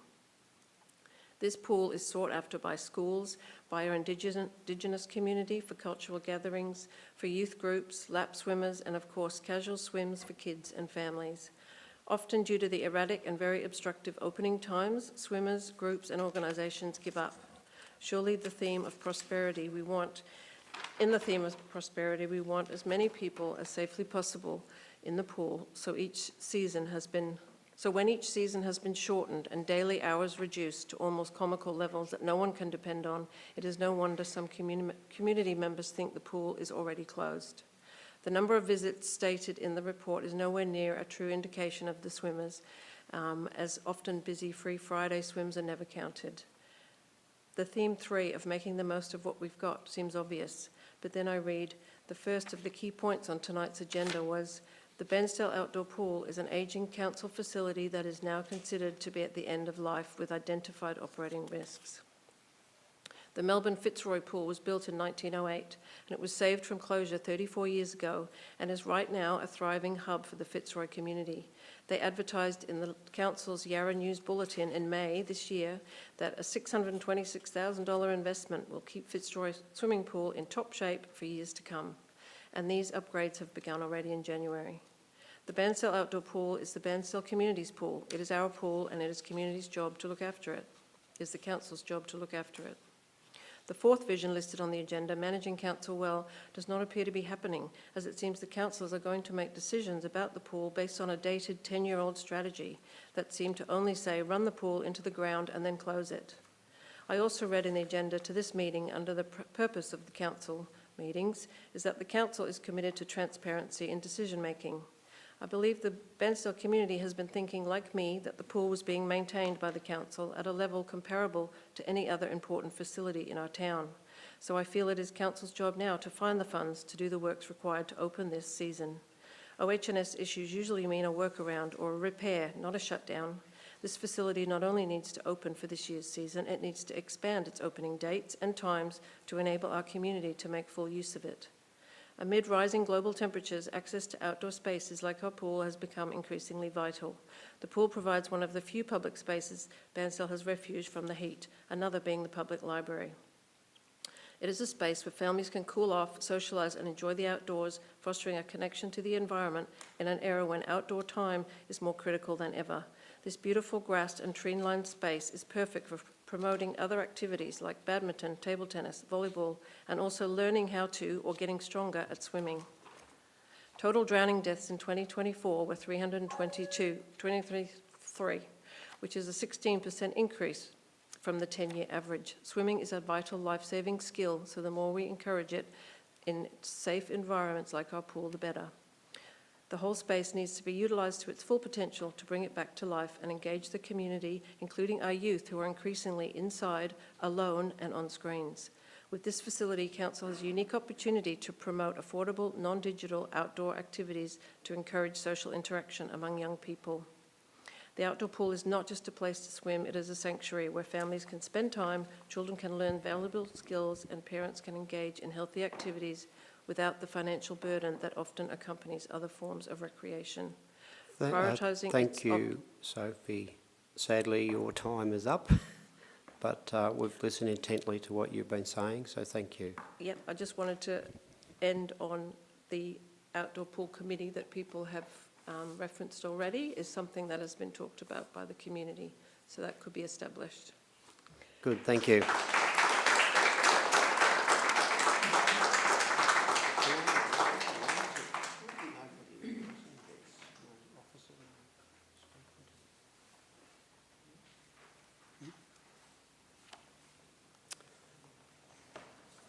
So I would now like to ask Mr. Cooper Sampson if he would come forward, please.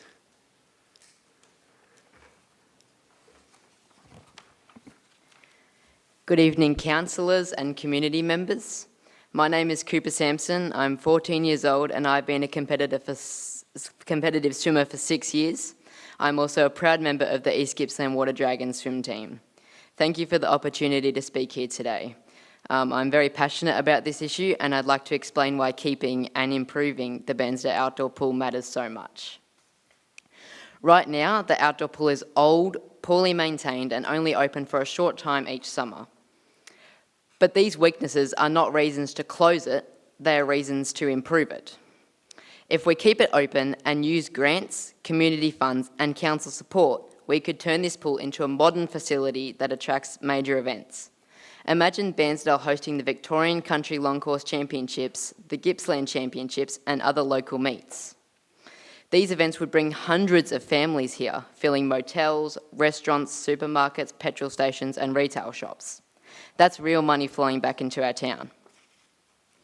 The alternative, which is closing the pool, means that we lose that opportunity forever. Sale, Warrigal and Traralgon will continue to host these events and their communities will take the benefits that could have been ours. But this is also more than just about money. The pool is vital for schools who could not afford to bus students long distances. It matters for young people who need safe and positive places to connect with their mates. It's a lifeline for the elderly who use swimming as gentle exercise. And for families across East Gippsland, it's one of the few affordable recreational activities we have here in Bairnsdale.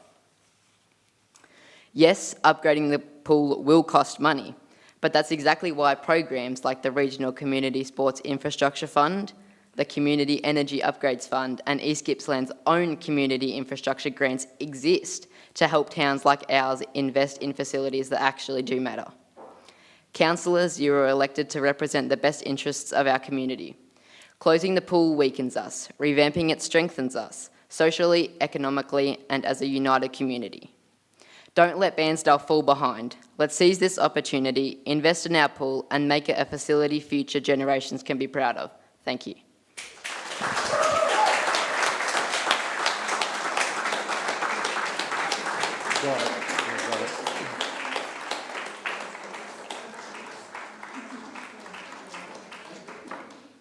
Thank you, Cooper. So our last speaker will be Nick O'Brien. So would you like to come forward, please?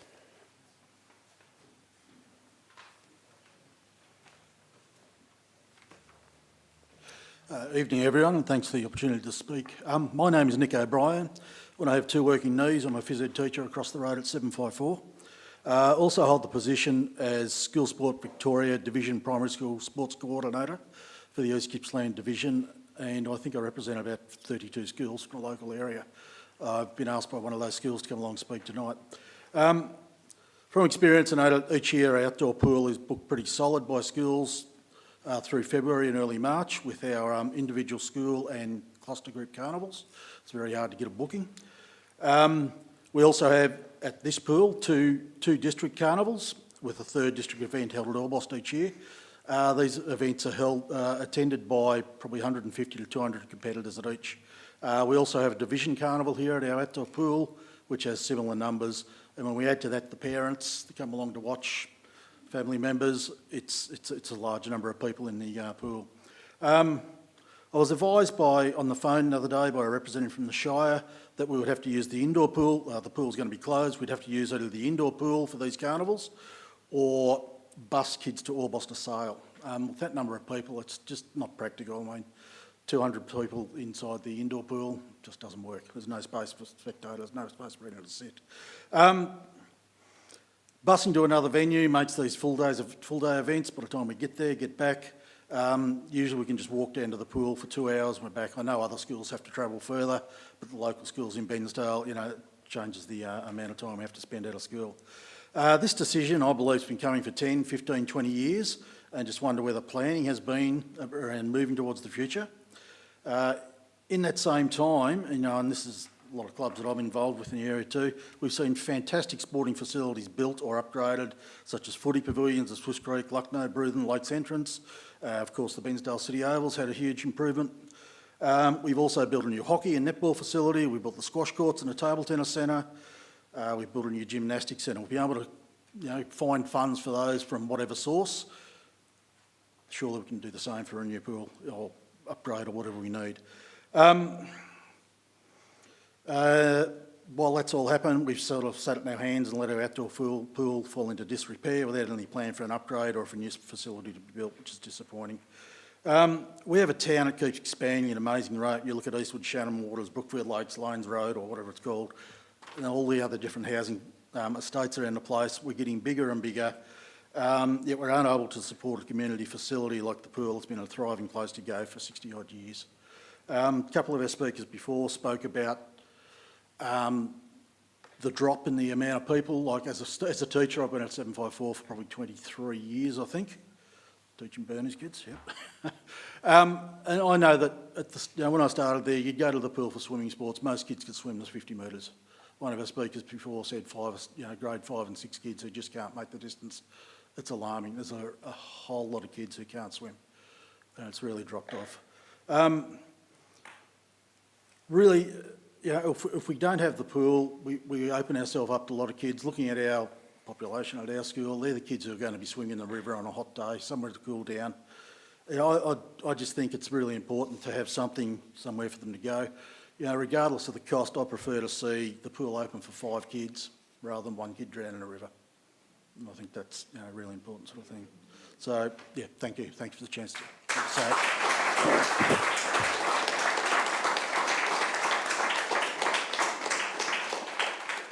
So thank you very much, Nick. So that concludes all the public submitters. So I'll now call on our General Manager of Place and Community, Mr. Chris Stevenson, to please present the report.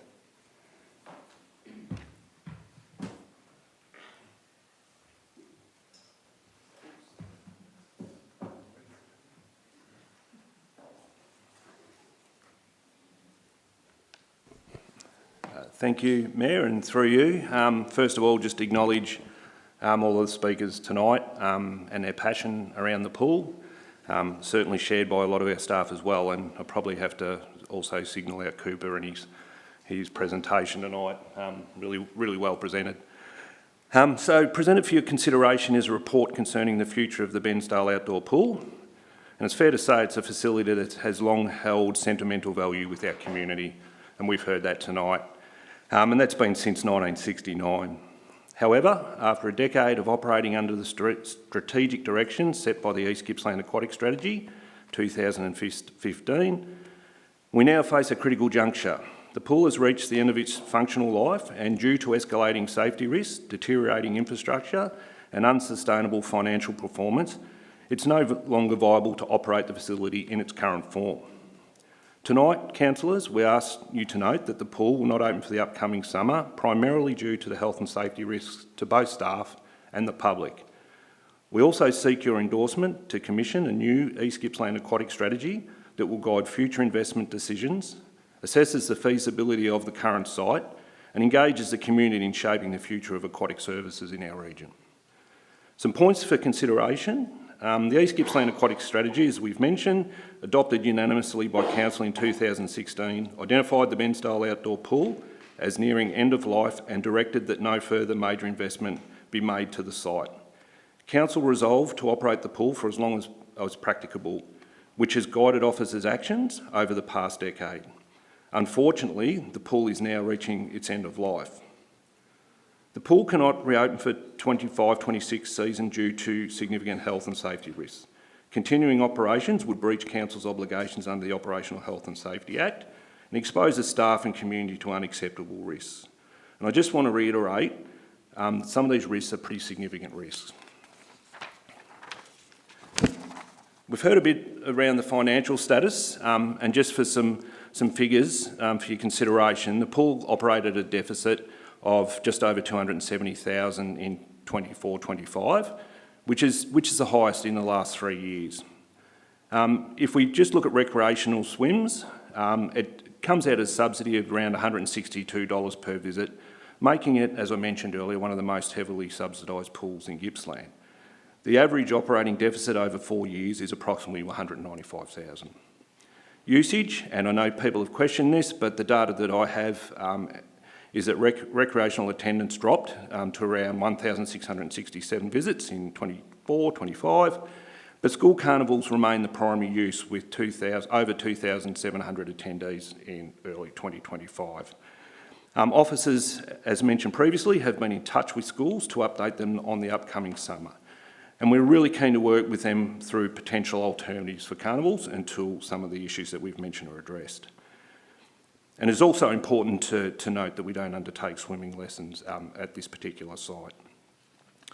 Infrastructure condition, and we've touched on much of this tonight, councillors, but the pool plant room requires significant upgrades and most likely a total replacement.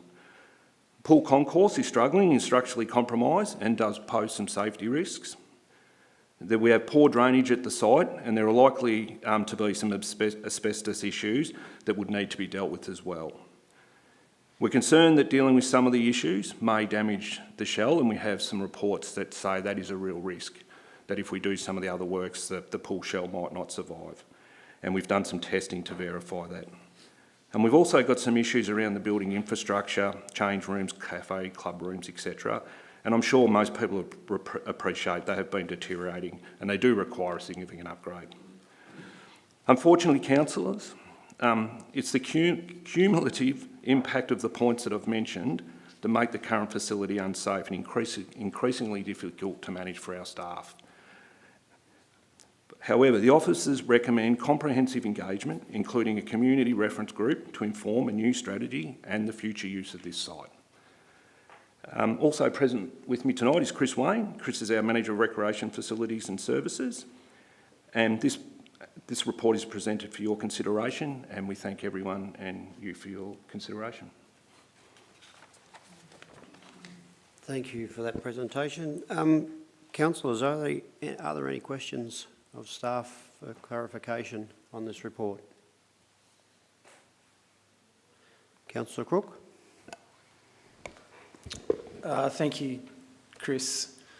Look, councillors have been presented with a lot of information. You know, we've got a geotechnical report, we've got a financial, there's a lot of reports that we've been presented with around the condition of the pool. And it seems pretty apparent to anybody here tonight that it's at its end of life. And obviously we've heard from the community that they want to have it fixed or rather probably replaced.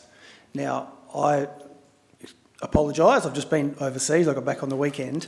Are you able to tell me the figure from the reports that have been presented about what it would actually cost to make the pool safe? And is it actually technically possible, should we spend that money to open the pool this summer? Thank you for the question, Councillor, and through you, Mayor. So what we do is we do a pool plant room assessment every 3 years, and the last one in 2025 said to replace equipment, it'd be upwards of $516,000, but that wouldn't be to remove the assets. And part of that asset assessment requires further work to understand what the replacement cost would be. So some of the things, the structural integrity of the facility, especially the plant room, there's advanced concrete cancer, and spalling over the pump pit. There's the beams and valves, etc. They have a lot of deterioration, and they want further assessments to ensure what that replacement cost could look like, or if it's just demolition. There's also concerns around the chemical dosing equipment and the filtration system. And as an example, the filtration system's 60 years old. And it's got a slow turnover. Last summer, people would have seen staff working there on Boxing Day, Christmas Day, because that plant room couldn't circulate the water quick enough to be able to get chemicals to a safe standard. That needs to be addressed, because if we have another incident, we'll basically have to close the pool for a season because the turnover wouldn't be quick enough. Those type of works we still need to investigate. So although we have rough figures on current plant, there's still a lot of assessments that need to take place for the other safety concerns. Due to the instruction from that 2015 strategy, officers brought this to Exec and Council as a consideration, because it's now a significant cost. It's not that minor cost that we've been directed to spend on the pool the last 10 years. Thank you. I'll go to Councillor Eastman first. Yes, go ahead. Sorry, apologies, Mayor, I had the microphone off. I may have some other questions later, but one I'd like to ask Mr Wayne or Mr Stevenson through you, Mayor, if you don't mind. We've been presented with a few reports. There's been a geotechnic one and Rojan's May 25 report. Going through that, we were given a list of things that would need to be replaced or would need to be replaced to keep the pool open until 2032 relating to plant. And looking at those, they seem quite reasonable. I don't know whether I've read the reports properly, but capital replacement to keep it open until 2032, 29,700, and repairs and maintenance over that time, over the 4 years, 102,500. Now, unless the report is different to unless there is something else that I haven't seen, that's what's in front of me. And I'm just wondering if there's any chance at all of being able, what else might be needed than that $131,000 over the next 5 years on plant and on the plant, basically, to keep it open for 7 years, and then we might be able to have a stronger direction for where to go from then, or even have a new pool in place elsewhere. Thank you for the question, Councillor, and through you, Mayor. Those reports and the assets identified is for pool plant equipment, but what's also identified in the report is that the assessment at the time didn't cover the structural integrity concerns, the electrical safety issues, the pump pit hazards, the working in confined space hazards, and also the pool concourse issues that require addressing and some of the other site issues that are outside of their scope of work. So there's $500,000 worth of repairs for current pool plant asset, but not all those repairs mitigate or eliminate the risks that staff are facing. A good example is the hand dosing system, which there's a quote there to replace such a system, but the system's now obsolete and not used at other pools. Young staff have to hand dose chemicals, usually with splashback, and it's just not safe or appropriate for us to continue to put young staff in that work environment. So our resolution would be to try and resolve that by replacement of equipment, and there's no guarantees we can retrofit that with the current plant. So that's the extended investigation we require to get a really clear figure on how much replacement to open the pool back up would be. Sorry, one more question. So that's only been made known in this past year, were you aware of that last year when you opened the pool? Well, again, through you, Matt. We have been aware and had risk mitigations in place. However, I suppose the other substantial risks that keep on contributing to the site have made that risk to the site more significant. So that's one risk that we've tried to put measures in place, such as PPE and I suppose chemical handling practice. But some of the other things, that manual chemical handling process that's contributed to an increase in risk has been around the area in which they perform that task. There's now more concrete cracking, concerns, slip, trip, falls, etc. So the splashing is one element of that dosing system which is a concern, but also moving the chemicals to and from the dosing equipment and also storage, etc. That's now become a more significant risk with the deterioration of the asset. Thank you. I may reserve the right to ask more questions after we hear from other councillors. Thank you, Mayor. Well, I'll go to Councillor Davis now. Got more to add? This Chris, Mayor. That Chris. See Chris. See, yeah. Yeah, and look, I think just to add to Chris Wayne's response there is that, like, I came into this role 12 months ago and the pool was about to open, and there had been an extreme amount of effort to get things up to a space where the pool could operate. Personally, on reflection, had some concerns about what we accepted as risks, and therefore we undertook more substantial risk assessment work with our health and safety, a new health and safety person on council who come from outside of council, and with others to really quantify those risks. And to be honest, as I said earlier on, some of those hit very high levels and extreme levels, and personally, as an executive of council, that's where my senses have got up and about, and feel really passionate about making sure that we don't open the pool until those things are absolutely dealt with. However, as I mentioned also earlier, the cumulative impacts of things right across the site now have got to a point where, hence our recommendation tonight, is to do a more fulsome investigation about whether that's the right site, whether the investment is warranted, whether the safety risks can actually be done at a respectable and an appropriate cost. So that's the reason for the recommendations. Thank you for that. So now, Councillor Davis, your question, please. Thanks, and through you, Mayor. I've got a couple of questions. First, Chris Wayne, you're obviously the manager up there, mate. What's the biggest challenge for you on a day-to-day basis when the outdoor pool is open? Thank you for the question, and through you, Matt. It's the day-to-day operations of the site, and not myself personally, but the duty managers and the lifeguards that are on site, and trying to get that pool plant room up to a respectable standard. Things like the chemical balancing at the rec centre, or the indoor rec centre, the systems in place, they're automated, they're very easy to maintain, and if there's an issue, they're very easy to rectify.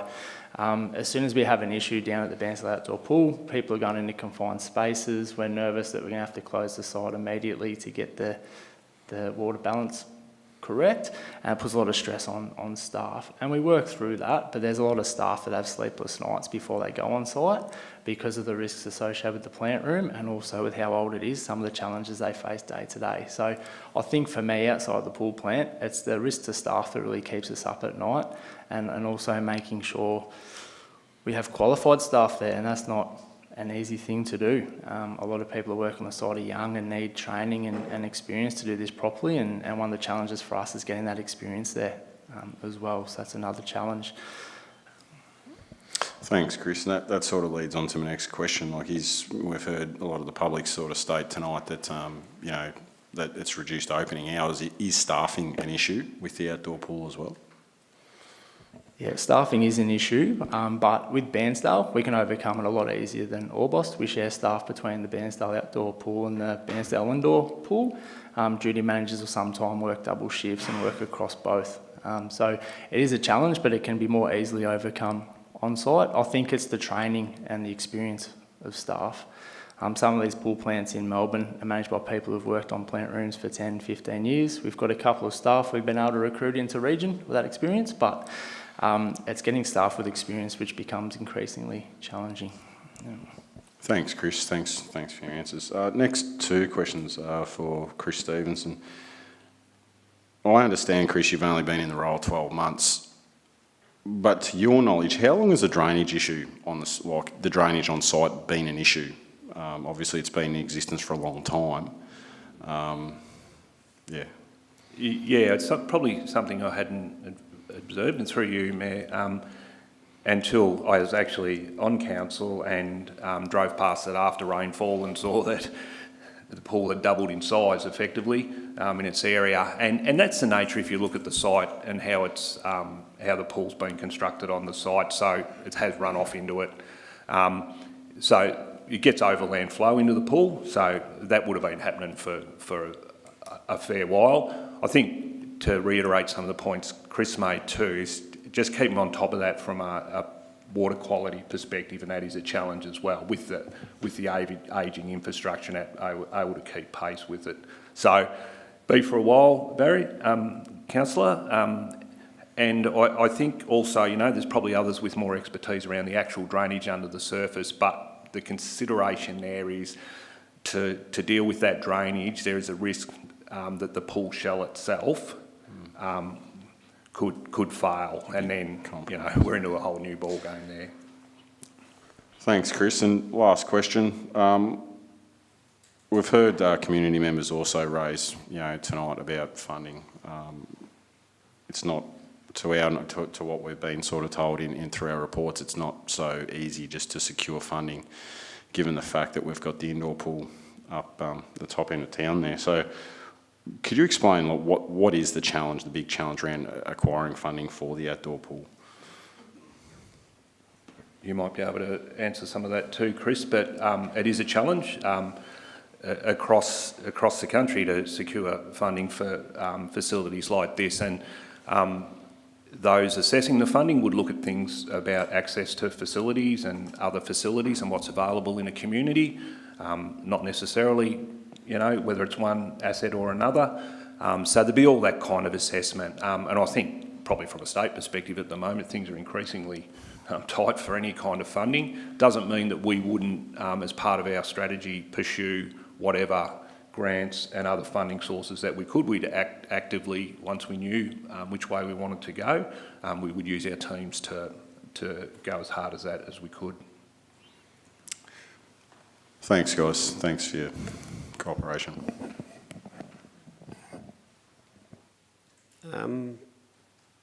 Councillor Eastman, you expressed an interest in asking another question, so I'll give you that opportunity. Sorry, Mayor, is no one else going to ask any questions? I think Tom's left his microphone on. Oh, yep, my mistake. Sorry. So, regarding the geotech report, is it, when I read it, I don't see any indication in there that the Turnbull Street site is unsuitable for pool redevelopment. Can you explain why that might have been stated? To Chris Stevenson, thanks. It's probably one more appropriate for Chris Wayne to answer, Councillor, but I'll jump in as well if need be. Thank you. Thank you, Chris, and through you, Mayor. The report, how I read it, and not being part of the process at the time, was with the soil testing and the water leakage and drainage issues on site. There was water bedding on the bottom of the pool, which was impacting the pool shell and cracks on the pool shell, which you would have seen in the photos within the report. On top of the drainage issues on site, why it can't be done, they said it's a high risk to council if you were to do further development on the site, that the soil and ground may not be suitable to withstand the works required to rejuvenate or renew the pool. Again, I'm no expert in that field, but that's the advice that I read it as and what influenced the decision in 2016. Thanks, Chris. I'd be very interested in finding out what part of the report that's in, because I just haven't been able to find it. Thank you. I'll leave my questions at that. Take that on notice, I think, and officers will get back to you, I think. So, Councillor Allen, you had your microphone on for a second. Yeah, thank you, Mayor. Chris with the C. This site is not council owned, is it? The land that the pool is on is DECA? And does that impact our ability to attract funding in any way? Through you, Mayor, I wouldn't think so. It's Crown land. It wouldn't be uncommon to have those sort of arrangements, and we have, we contribute. We have DECA facilities on Crown land. We have our own facilities on Crown land, so I don't think that would be a barrier. Yep. And one to Sarah, if I could. Given the reports that we've been presented with, if there were to be an incident, how does that impact on staff and councillors? Yeah, thank you, Councillor Allen, and through you, Mayor. I think that's detailed in depth through the report. So at this point, the risk and the level of acceptance of the risk that the CEO is not willing to make is because it puts us in such a high category against the Occupational Health and Safety Act that there is absolutely repercussions at a liability level for executives and for the council, a group under that Act, should anything happen. Did you wish to add something to that? Look, CEO? if I could just add to that, I think it's the advice we've got is we don't need something to happen. Even asking our staff to work in a situation that we know is high risk places us potentially in breach of the Occupational Health and Safety Act. Thank you. Good. Yeah. Thanks, Mayor. Through you, Chris. A bit confusing with the reports, but can you just confirm that the electrical works have been completed as far as the eco-potential bonding and things like that? Thank you, and through you, Mayor, I believe electrical works have been partially completed, but contractors have advised there's still more work to take place. Correct. Okay, thank you. Okay, councillors, if there's no more questions, but I did have one, if I may. When you get the flooding and the pool doubles in size, what sort of an impact does that have on the fact that you've lost the charge in the pool and it's doubled in size? You've got to pump it out and then go and recharge with all the chemicals after an event like that? Through you, Mayor, that's correct. Staff go down and have to manually pump the pools back out, setting up all of the pumps and monitoring them on the hour. Once it's at an appropriate level, we have to go through and pretty much backwash and start the chemical balancing process. It gets harder and harder each year. So it's quite a significant lot of work, and and disappointing to have to do that, I guess. Correct, and lucky most years that type of event doesn't happen within summer. It's usually over winter. The goal is to try to remove that water because the longer it sits, the more damage it does to the pool concourse and underground. Yep. Okay, thank you. Now we have a one more question. Councillor Ashworth. Here we go. Thank you, Mayor, and through you. Officers have given us option 3 to consider in terms of options, but I'm just curious to know, we've heard community express concern about the length of time that this strategy might take. And so I'm just curious to know, in terms of time frames, you've said here 9 to 12 months with a cost between 80 and 90,000. What guarantees we might have that that time frame for a strategy might be achieved? Thank you, and through you, Mayor. I think to get a draft within 12 months is reasonable, depending on the outcomes and the depth of the scope of work. Sometimes it could exceed 12 months. I think it also determine as well how far we go into the use of the Turnbull site in that strategic work versus focusing on other sites. There's a peer review of a current strategy, which I believe outside the Bairnsdale outdoor pool has been fairly sound, so that would probably make that 12-month time frame fairly reasonable. Good, thank you. So, that's the last questions? All right.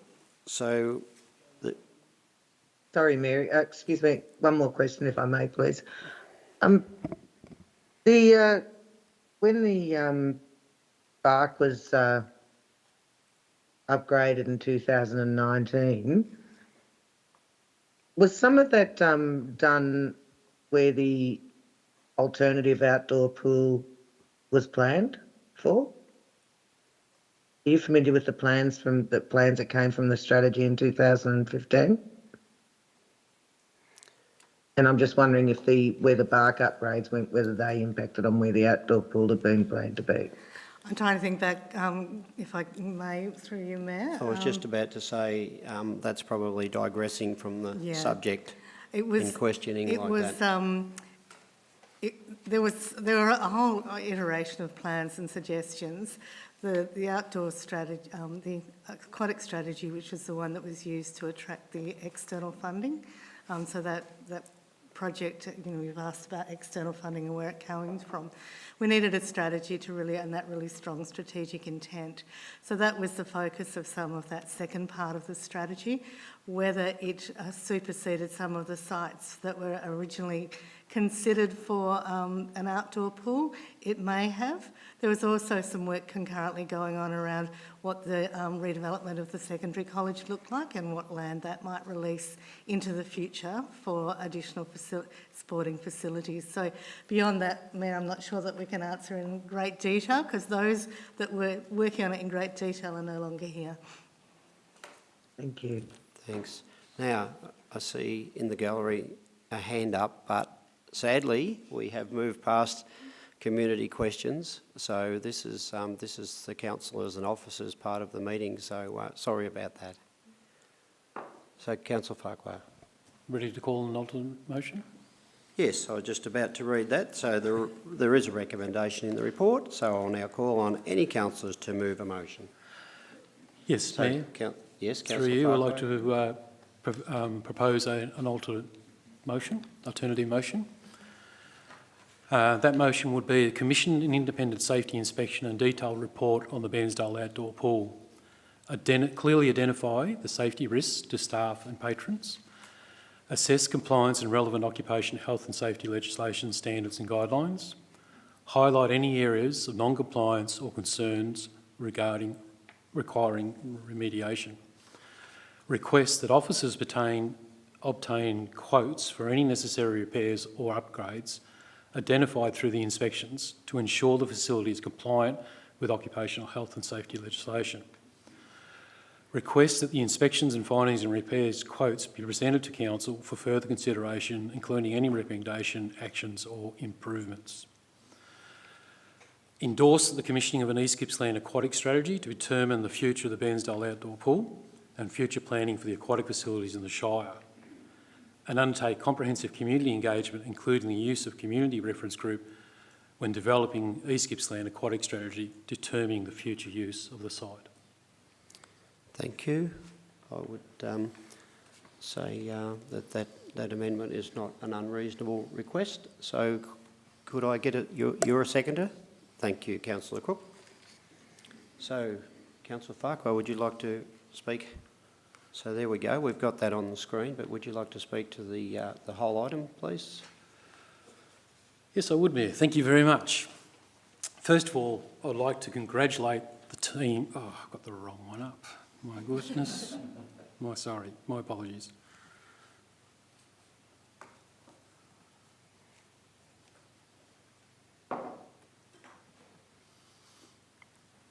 Sorry, I had a couple of versions. Does it still have congratulations in the lead up? It does, That's actually. good. First of all, I would like to thank the community for coming out tonight. What a fantastic effort. Congratulations. The bear has awakened. I would like to thank the current management team for bringing this decision to us tonight. They have worked extremely hard today, and I appreciate that. It has taken 15 years, 4 councils, 2 aquatic strategy documents, dozens of letters from community and groups, and many internal reports from aquatic centre managers. Councillors, Bairnsdale and East Gippsland deserves an outdoor pool. With hotter, longer summers forecast, there will be an increase in usage rates. We need to maintain a safe and friendly space for families and children to be able to cool off without the worry of strong currents, underwater snags. The 2024-28 Council has inherited several legacy projects for the previous councils, which it is working through and asking tough questions that seems to make some people uncomfortable. Our attention to strategic future planning has been distracted, but we need to attend to these projects in the best interest of our community. The 2015 Aquatic Strategy plan called up the 2010 report. It was called up to remind Council it required actions. The action was not to spend any capital expenditure on the outdoor pool and keep maintenance to a minimum. The Bairnsdale outdoor pool is a community asset, built and paid for from fundraising activities by our community. The late 1960s, over $100,000 was raised from community to build the pool so our kids had a safe place to learn to swim, complete our carnivals, cool off on those long hot summer days in the 70s. I was one of them. The management of the outdoor pool has not met the community's expectations or meet current safety standards due to Council's decision not to provide essential safety upgrades. We have heard tonight from user groups how opening times have not been aligned with the user group's requirements. We have verified that the 25-26 budget has $5.9 million has been allocated to running of the aquatic centres. Yet we cannot find a few $100,000 to run the outdoor pool. We have major projects with overruns in the millions, including the Paynesville Slip Road, World Centre, Omeo Bike Track are examples. Point of order, Mayor. But when it comes to our... Point of order, Mayor. Comes to kids and families, we cannot find the money. Councillor Buckley, you've raised a point of order. Yep. Which is? Remaining on topic. Yes, I would agree. Yes, think it's on actually, topic. I do agree. We're here to discuss the outdoor pool. Yep. Not things that may have been cost overruns or ignored in the past. So we're in the present. Yep. We're in the present and we're looking forward. Very good. Our community needs an outdoor pool. The 2015 Aquatic Strategy report identifies 36 schools have used the Bairnsdale outdoor pool. The Water Dragon Swing Club and the Riviera Triathlon Clubs have identified several events that could be conducted at the Bairnsdale to generate income and to offset some of the costs. The indoor centres do not have capacity to host crowds of parents encouraging the children to complete their swims. These facilities would need to be interrupted and closed to the public to accommodate a scaled-down carnival.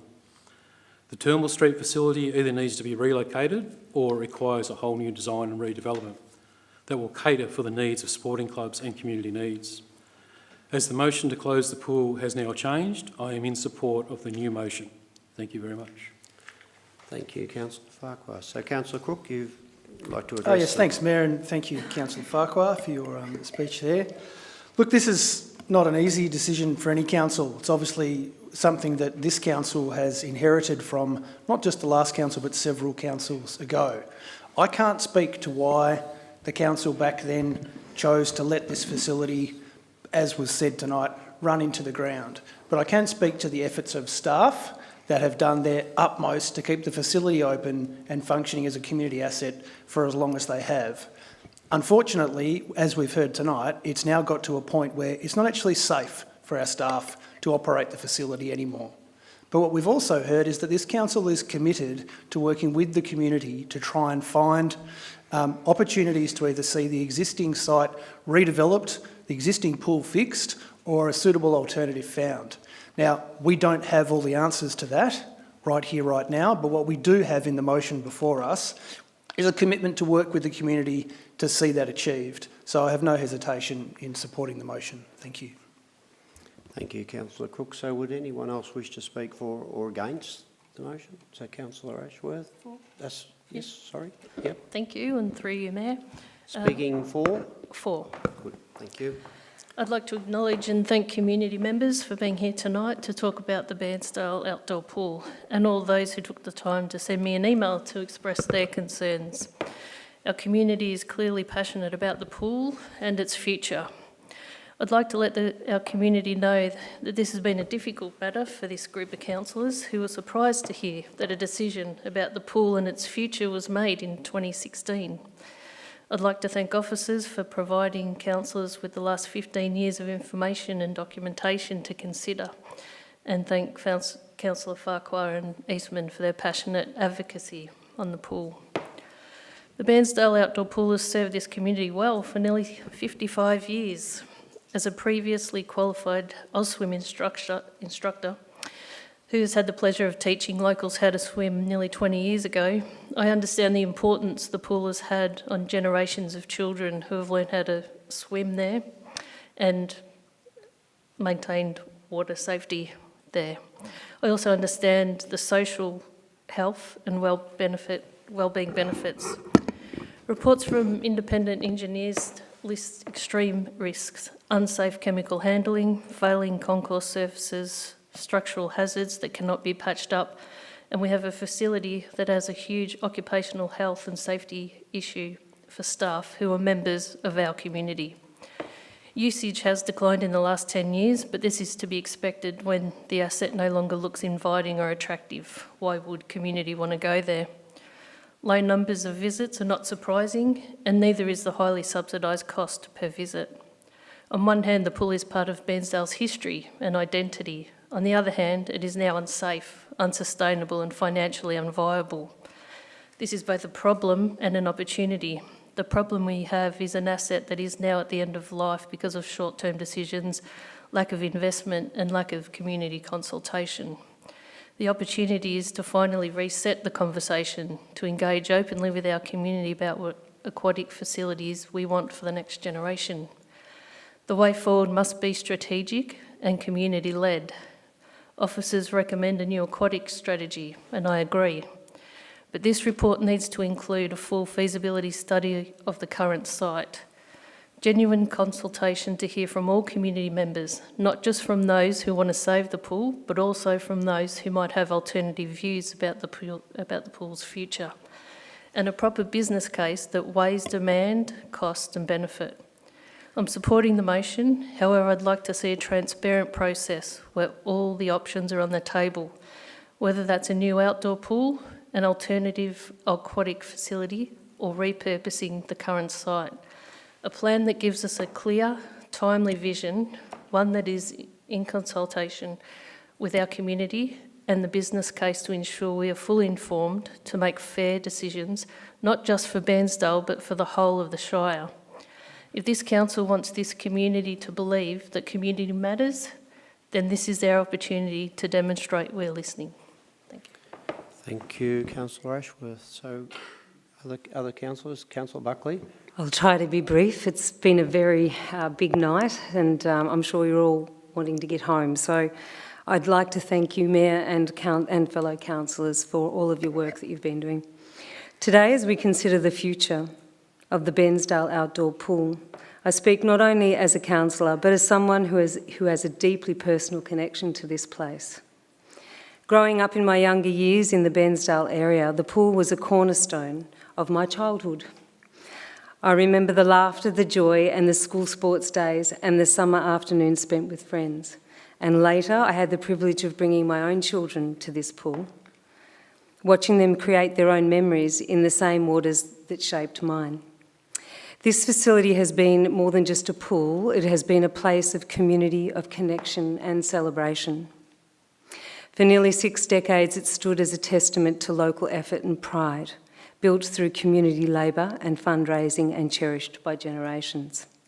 I understand the emotional weight that closing a pool has, even for a season. The memories tied to this pool are not just mine, they belong to countless families across Bairnsdale. And I acknowledge that the way this issue came to light through a leak to the newspaper was unfortunate. It robbed us as an organisation of the opportunity to bring the community along with us on this journey, to explain the challenges and to share the vision for the future, so there would have been a greater understanding. However, I acknowledge we're making up for that tonight. We're sharing our stories, yet please note we did have a full plan in place to bring the matter to the community that was usurped by angst and a lack of understanding because of a premature newspaper article. The reality we have heard, read the state of the pool, is sobering. The pool was built in, as we've heard, 1969, and it is at the end of its operational life. It's fair to say that the decisions made in the past to build the bark took focus and only the arbitrary maintenance was undertaken on the outdoor pool. Now, safety concerns, ageing infrastructure make it no longer viable. On that, we can all agree. The risks to staff and public, as assessed under the Occupational Health Safety Act, are simply too great, and I'm not prepared to take those risks.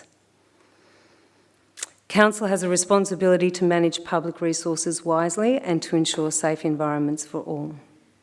So, in closing, this decision also opens the door for the councillor group to explore the costings around refurbishing the existing outdoor pool, or to consider alternative directives that may better serve our community's future needs. I'll continue to strongly advocate. So let's honour the legacy of the Bairnsdale outdoor pool by ensuring that its spirit lives on in the next chapter of the aquatic recreation in East Gippsland. So this is the beginning of the journey, it's not the end. Thank you, councillors. Thank you, Councillor Buckley. So I think that would bring the discussion on. Oh, Councillor Eastman, last minute hand up, please. Thank you, Mayor, and through you. I'm pleased to see an alternative motion on the table. My only concern with it, I won't go through, I think we needed to listen to Connor a bit more. I feel that we're talking about cost per swim and whatever. There's many, many reasons to have an outdoor pool and to keep pushing it, including the economic one. Bairnsdale itself as a town has very little to really attract tourists. Lakes, Paynesville and others have the water, have the ocean. We don't have that. This can be promoted as a really substantial tourist facility if it's done properly. That aside though, I'm concerned that this motion we have in front of us might lead to no more than we had with the 2013 then 15 Aquatic Strategy, where nothing ends up coming of it in terms of the outdoor pool. I should have jumped in earlier. I'd really like to see some time frame for this consultation to occur, because it just could continue to linger into infinity. We did have a submission there from Chris before that he was expecting that this could happen within 12 months. So I think we need to trust the officers on their instincts, and so there is a time frame around this, expected to be within the 12 months. So I'm prepared to accept that from an officer's point of view. Very good. Thank you, Mayor. I'll take that as written, and yes, we'll be looking forward to it being completed by then. Thank you. Thank you. Okay, councillors, so it comes to the end of our debate on the issue, so I'll put it to the vote. All those in favour? Thank you. The motion is passed unanimously. Now, to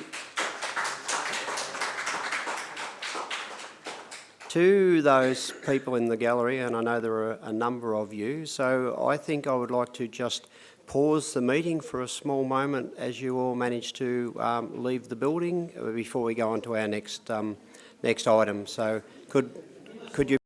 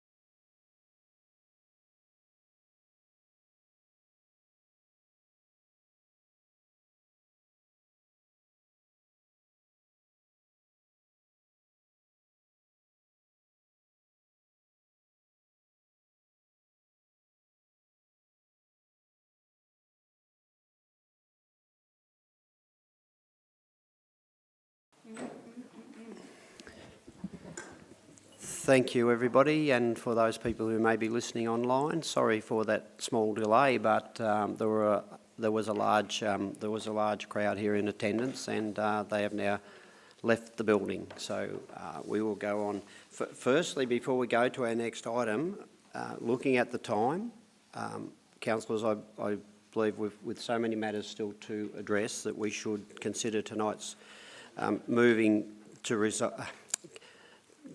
seeking a motion to extend the length of the meeting. So, Councillor Allen. Yes, I'll move that, Mayor. And Councillor Crook, yes. So I don't think we need to speak to this, that we just put it to the vote. For 2 hours? 2 hours. We've changed from 1 to 2, have we? Oh, we'll play it safe. Okay, It's not a challenge. No. Someone order the pizza, please. We'll get, yes, I was going to say, I hope we get some change out of the 2 hours, but yes, we'll move that we extend the meeting from 9 o'clock till 11 o'clock. So, all those in favour? Thank you, councillors. Didn't catch you, Councillor Eastman. I believe you probably did vote. Yeah. Yeah, thank you. So it's unanimous. Okay, now that brings us to where we have changed the agenda slightly by bringing our motions to the MAV forward to being the next item. So we would now have, I believe, Miss Michelle Rodwell to speak on the subject of Clare's Law. So welcome. Thank you, Mayor, and thank you all the councillors for allowing me to speak tonight. Hello, my name is Michelle Rodwell. I am currently from Latrobe Valley, but I spent 39 years of my life living in East Gippsland, raising my children, being raised there myself, working there. I understand that the escalating numbers of domestic violence is not only just a federal issue, a state issue, it's a shire, it's a council issue as well. I sit here before you this evening in support of Clare's Law motion. I'm extremely passionate about this law being passed. I heard about this law years ago that got momentum and got huge support in England and Wales, and then the transfer of this law is getting extreme momentum in Australia now as well.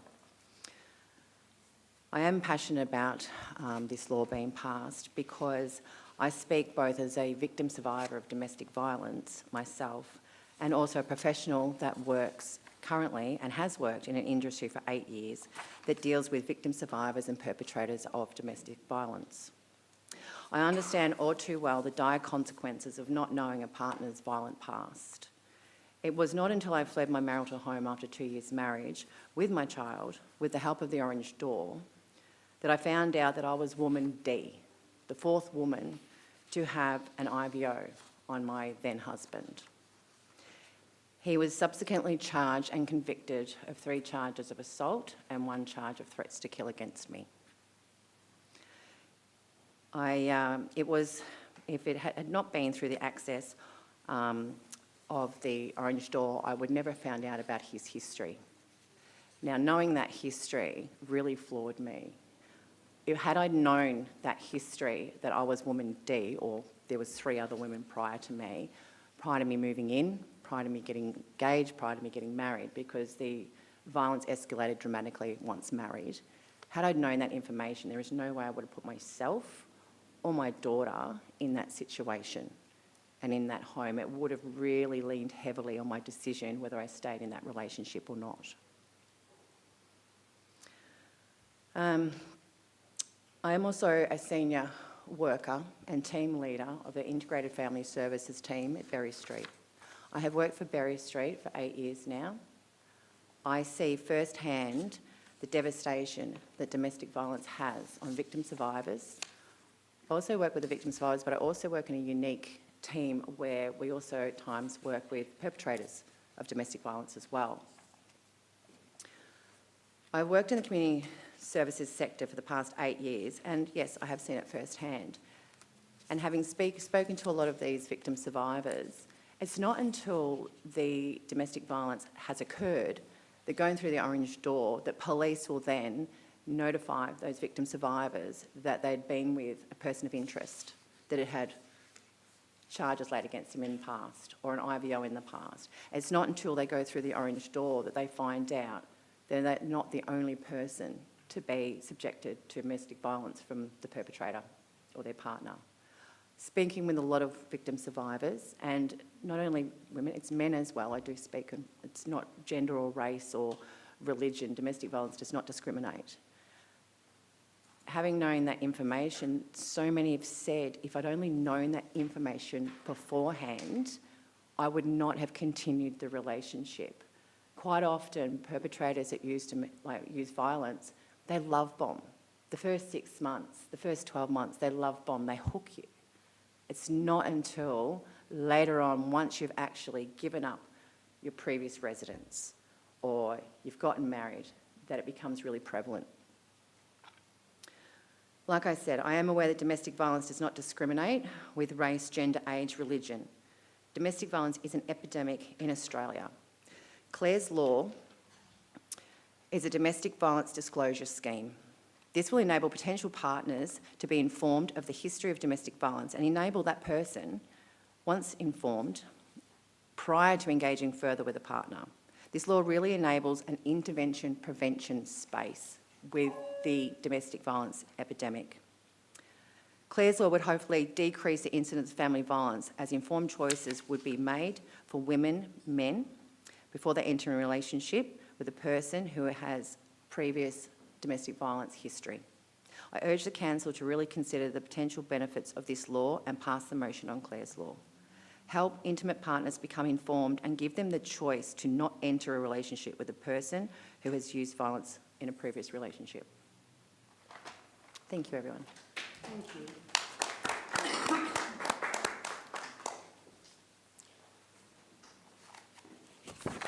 So, thank you for that presentation. That was really in-depth and, yeah, well taken. Thank you. Excuse me, Mayor, were we able to ask a question of clarification? I'm pretty sure you can. So do you mind answering, come back for a bit of clarification, please? Michelle? Go ahead. Hi, Michelle. Hey. Thank you very much, through you, Mayor. Thank you very much, Michelle. It's not easy to open yourself up in front of a lot of people as you have. I have two questions in relation to Clare's Law. Do we have evidence that it has reduced domestic violence in other parts of the world, basically? That's one. And what domestic violence disclosure schemes are in operation in Victoria at the moment? So I believe that there has been circulated some documents amongst the, sorry, I'm just going to go back here, amongst council, where is Clare's Law been working by the Durham University? I think that's been circulated. But I'm not aware, and I haven't delved right into that as yet, the statistics of what's been working in Australia currently, because this law is still getting momentum across all states of Australia. So as it hasn't been implemented thus far in Victoria, there would not be the evidence to support whether it is working. But given that that law would suit perfectly in an intervention prevention space as opposed to a post domestic violence situation, I personally believe that it would work wonders, given that the government spend millions of dollars on domestic violence related issues, whether it be the strain on the court system, family violence programs, men's behavioural change programs, just no, sorry, yeah, sorry. Yeah. So as I'm aware, because the law has not been implemented in Victoria, there would not be the statistics that it's actually had an impact thus far. Okay, so Victoria doesn't have a domestic violence scheme, is what you're saying, is it?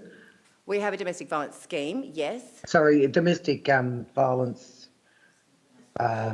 awareness thing? Oh, disclosure. Disclosure, yeah. No, not until you've actually gone through domestic violence that you can look up. It'll be disclosed by the police or members of TOD, the Orange Door, and they'll let you know then. Or if Child Protection becomes involved through what we call an L17, where police have attended a home with children, and then police will then go to Child Protection, make a disclosure, and Child Protection will just say, well, actually, they'll look up that person of interest, and there's a whole list of their previous history. So unfortunately, it's not until after the fact that that information is actually readily available.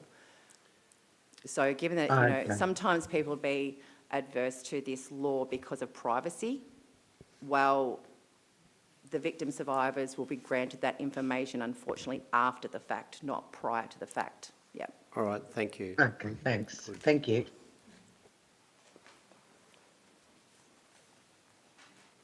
So now I will ask our General Manager of Business Excellence, Ms Sarah Johnson, would you please present your report?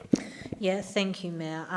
Councillors, before you is the report titled Municipal Association of Victoria October 2025 State Council Meeting Motions, which is seeking for councillors to decide on the motion or motions to be presented to that State Council meeting. Key points is that the council group has considered 4 issues for consideration for submission as potential motions to the State Council meeting, and these are consistent with the MAV strategy for submitting motions. The draft motions proposed are number 1, health and social supports, which is at attachment 1, number 2, social housing mandated targets provided at attachment 2, number 3, Victorian Transmissions and Renewable Energy Zone benefit plans provided at attachment 3, and domestic violence disclosure scheme provided at attachment 4. Obviously, the whole reason behind these motions is to support our ongoing advocacy for our community. So the report is presented through you, Mayor, for consideration. Thank you. So, councillors, do you have questions of the officer? I see none. So, do we have a mover? Thank you, Councillor Buckley. A seconder? It hasn't been. You haven't got to there yet. Okay. Yes. A seconder, yeah. So we actually, yeah. So do I have a seconder for this?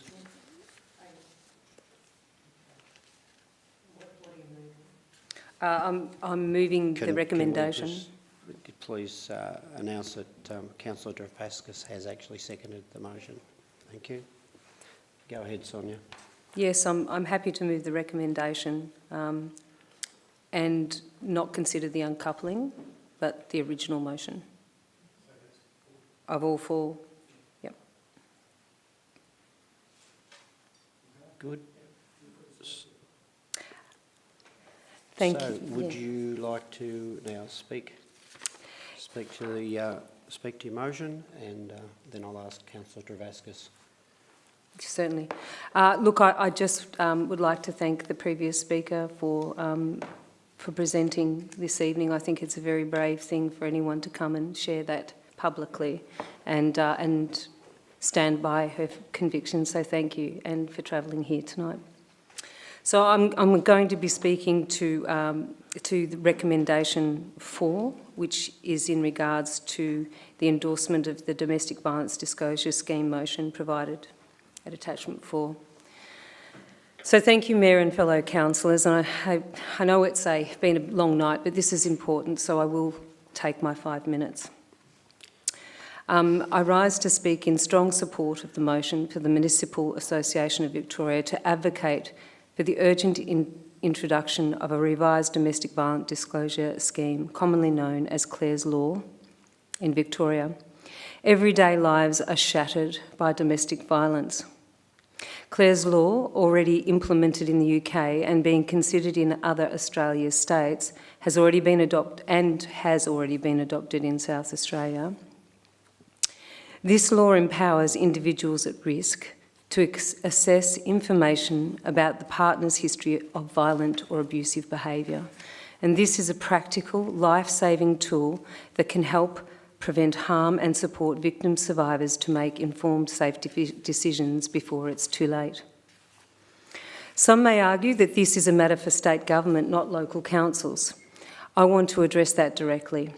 The MAV State Council is precisely the right forum for local government to raise issues of state significance that have a direct impact on our communities. The MAV exists to give a local government a collective voice on matters that affect us all, especially when those matters require state-level action. Family violence is not just a state issue, it's a local issue. It affects our residents, our families, our services and community safety. Local government is often the first point of contact for people seeking help, and we have the responsibility to advocate and for measures that will protect our most vulnerable. By supporting this motion, we're not overstepping our role, we're fulfilling it. As a councillor, I want to acknowledge that I hold privacy and freedom of speech as fundamental civil rights. These are values I believe are essential to a fair and democratic society. However, I also believe that when someone commits a crime, especially a crime as serious as domestic violence, they forfeit the right to hide behind privacy laws, to shield their actions from scrutiny. The safety of potential victims must come first, and our laws should reflect that priority. While Victoria does have a form of domestic violence disclosure scheme, it's currently only accessible to caseworkers and not directly to potential victims themselves. This limitation means that those at risk may not be able to access the information they need to make informed decisions about their safety. With the current Victorian State Government's record of being soft on crime, it is incumbent on the local government sector to stand united through the MAV to advocate for a scheme that truly protects the most vulnerable in our community. It's also clear, it's important to be clear that an introduction of domestic violence disclosure scheme must be accompanied by strict parameters and safeguards. And access information should be limited to those at genuine risk with robust processes to protect against misuse and to ensure privacy is respected for all parties except those who have committed serious offences. So I won't go through all of it. I realise we're under time constraints, but in closing, I just urge my fellow councillors to support this motion, and let's send a clear message that East Gippsland stands with victim survivors, supports proactive measures to prevent harm, and believes that local government has a vital role in advocating for safer communities. And I will share the rest of my speech on social media to ensure that people get the full picture of what we're trying to achieve here tonight. Thank you. Thank you, Councillor Buckley. So, Councillor Tavaskas, you wish to speak as well? Thank you, Mayor. I didn't know anything about Clare's Law until only a relatively short time ago, but it immediately hit a spot in my psyche, you might say, because I know of a couple where the wife is no physical violence, she's totally just belted out with mental degrading, and it's horrible. So I did look in Google. I thought Google has their own way of thinking, and I got into some other websites and found quite a few. So it's overseas where you can look for how things are working. So in England and Wales, I'm not quite sure what Scotland's not in there, but 22-23, there were 44,000 applications for information from Clare's Law. I think almost half of them had substance, and the police got back to the person. A third party in the UK can actually apply for Clare's Law information, but they can't receive the answers. The only person in the situation is the potential victim, and they're not allowed to share any information afterwards.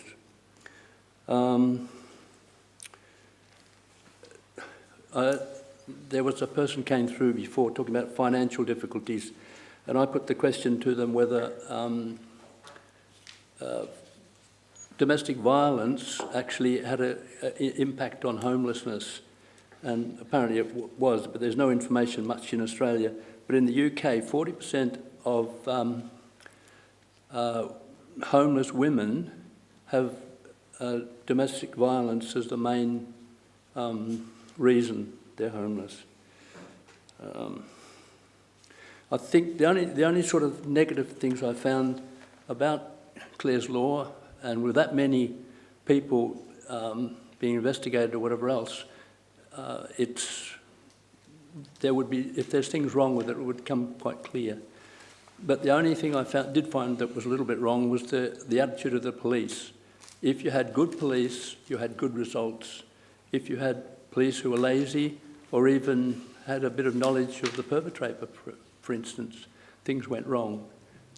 So I think this law is a must for Victoria. Thank you.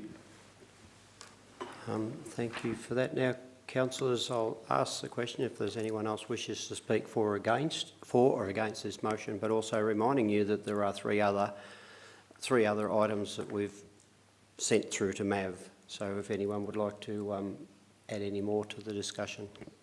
Thanks, Councillor Allen. Thank you, Mayor.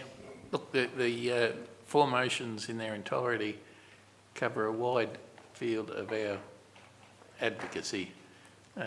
Hopefully, once they get to MAV, they will get taken up, and once they've done that, MAV hopefully will take them forward to the state government. We travel in hope.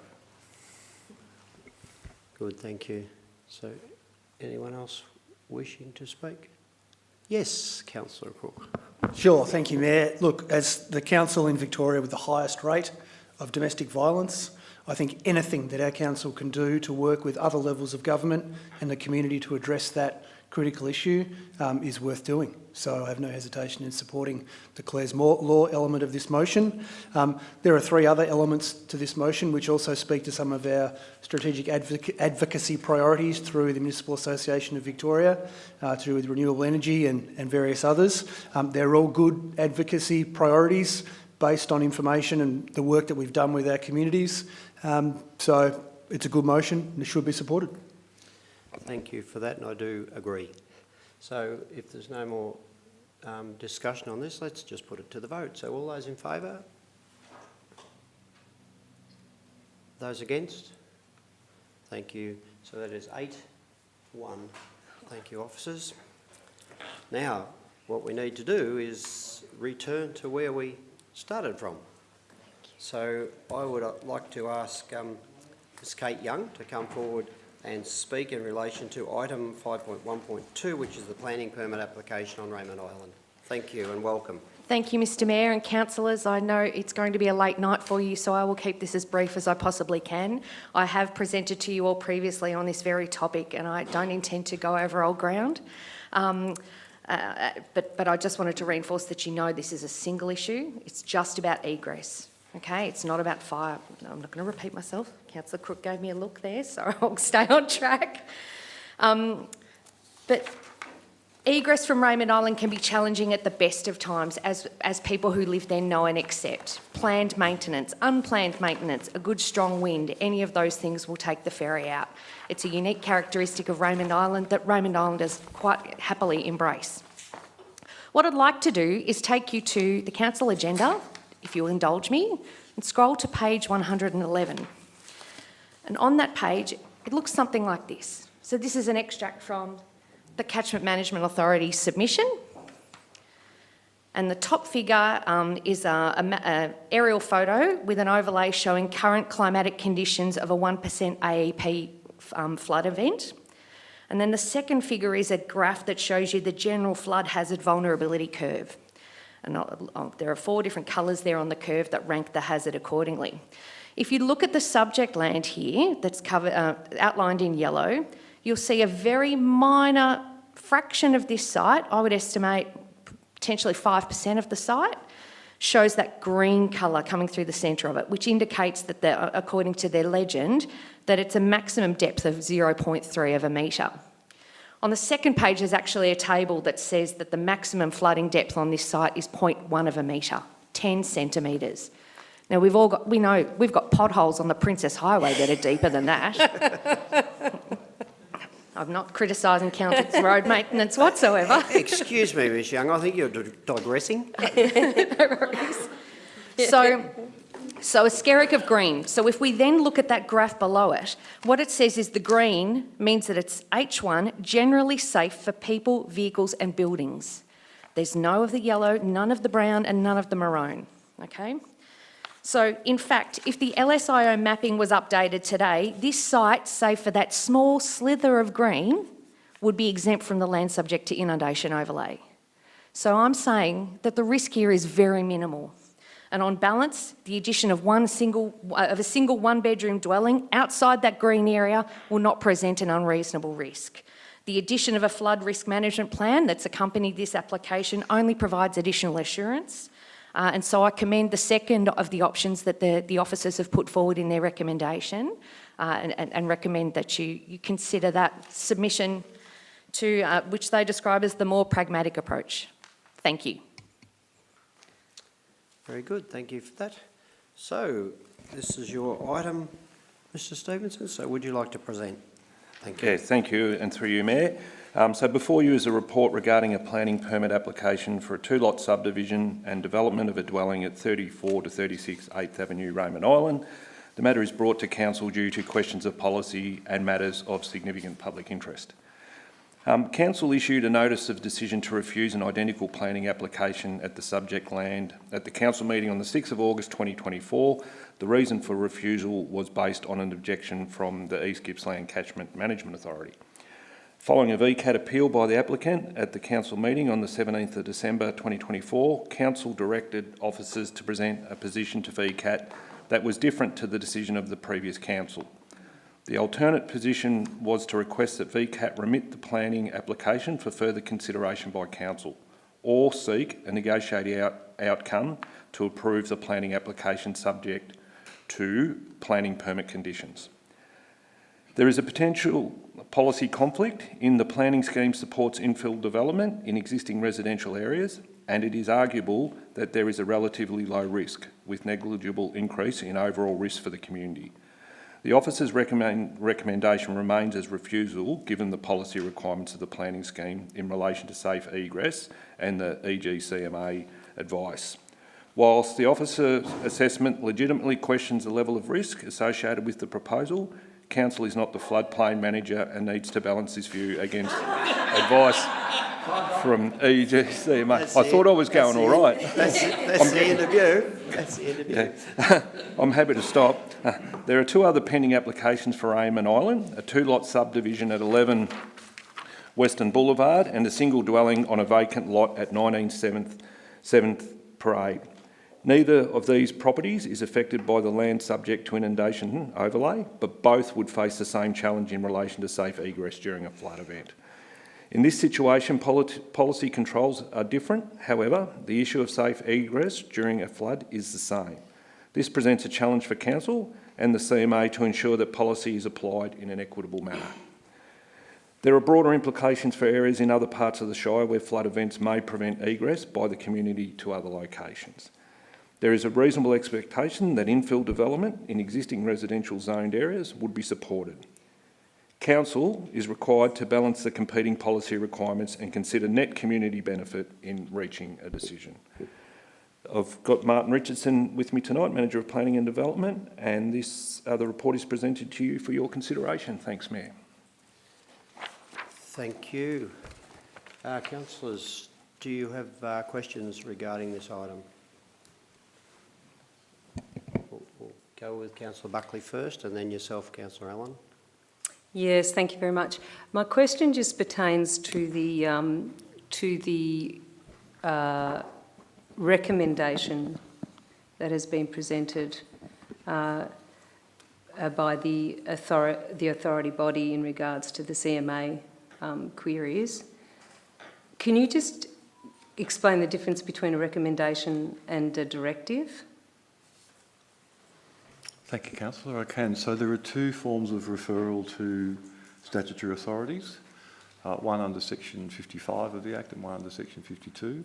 One of them places a referral authority in the position of a recommending authority. If that authority objects to an application, then the council must refuse it. That applies to agencies like AusNet, East Gippsland Water. So if AusNet say it's too dangerous to provide power, or East Gippsland Water say we can't service it, there are others, then those recommendations must be followed by the council. In this case, the CMA is not a determining authority, it's a recommending authority, and so the recommendation needs to be considered by the council, but the council's not obliged to follow it. Thank you. Okay.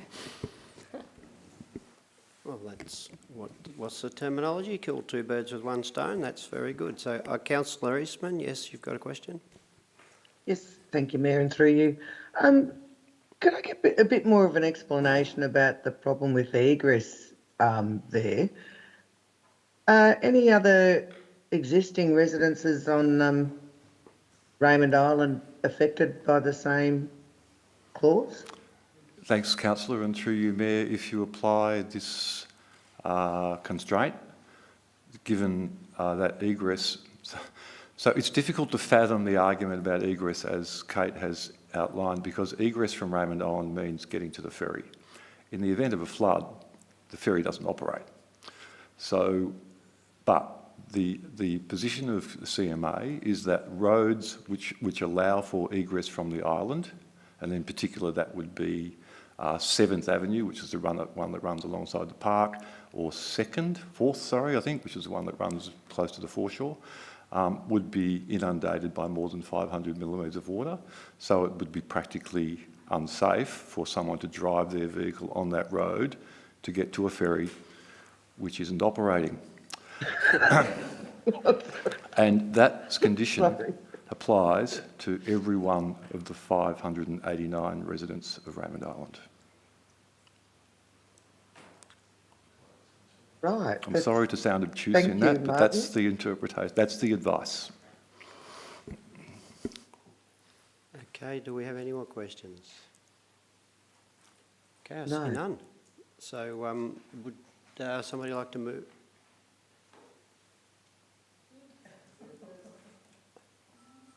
Is it ladies first or what? That was a dead heat.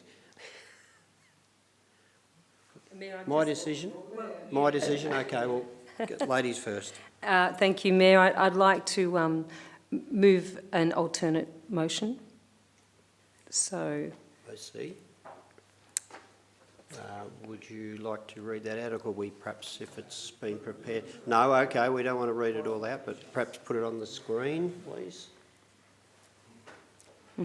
I'm happy to read just the first section. Yeah, the italic bit, I think it'd be... The council, being the responsible authority and having considered all the relevant planning matters, determined the planning permit application 2025.961 is consistent with the requirements and objectives of the East Gippsland Planning Scheme, and therefore resolves to issue a notice of decision to grant a permit for a 2-lot subdivision and development of a dwelling subject to the following permit conditions. Okay, thank you. So anyone who is wanting to look up all those conditions can obviously find them on the council's website or portal. So that being done, you second? No, okay. So Councillor Allen, you wish to second it? All right, so Councillor Buckley, now you can speak to your motion. Yes, one moment. Or your alternative. Sorry. My alternative motion, yes. Thank you, Mayor and councillors. So tonight we're asked to consider the planning permit for the 2-lot subdivision on Raymond Island, and this is an opportunity to reaffirm our commitment to practical, balanced planning that respects the rights of landowners with ensuring the safety and well-being to our community. As a council, we are guided by the principles that landowners should have the right to make reasonable use of their property, consistent with as-of-right legislation, and that expectations set out in our planning scheme. In a time of housing shortages, this application before us is a modest subdivision within an established residential area, and it aligns with the strategic direction for Raymond Island. As a rural, beautiful island, it is a small-scale infill development, and I support it. It is important to acknowledge that Council has implemented robust safety measures as part of our planning process, and this application has been rigorously assessed against all relevant overlays and requirements. The proposal includes a comprehensive flood risk management plan, elevated floor levels to mitigate flood risk, defendable space for bushfire safety, and connected to reticulated services. The CFA has reviewed the application and has raised no objection, and subject to strict conditions to ensure ongoing safety. We must also recognise that our planning framework requires us to balance environmental risks with the need to provide diverse and adequate housing supply for our region.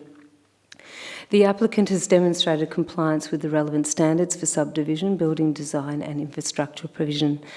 The proposed development will make efficient use of existing zoned land and maintain the character and amenity of Raymond Island.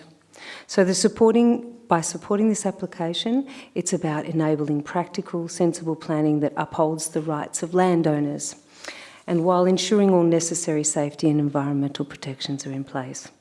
It's about allowing our community to grow in orderly, sustainable and a fair way, and government agencies who are increasing risk adverse need to take the aforementioned into account. So for these reasons, I support the option to approve the application, subject to the robust conditions and safety measures that Council has put in place, and I encourage my fellow councillors to do the same and to continue to champion planning decisions that are practical, balanced and respectful of both individual rights and community wellbeing. Thank you. Thank you, Councillor Buckley. So, Councillor Allen, you got something to add to that? Thank you, Mayor. Only that I think this is the third time I've spoken to this, fourth, thanks Kate, in 18 months probably. So to get back to this point, I think we need to resolve this issue, and I believe that the correct thing is to approve it. Thank you. So now I will ask for anyone else who wishes to speak for or against this motion. So I'm assuming, Councillor Cook, you wish to speak against? Yes, that's correct, Mayor. You have the floor. Thank you. Yeah, wow, 4 times now, is it?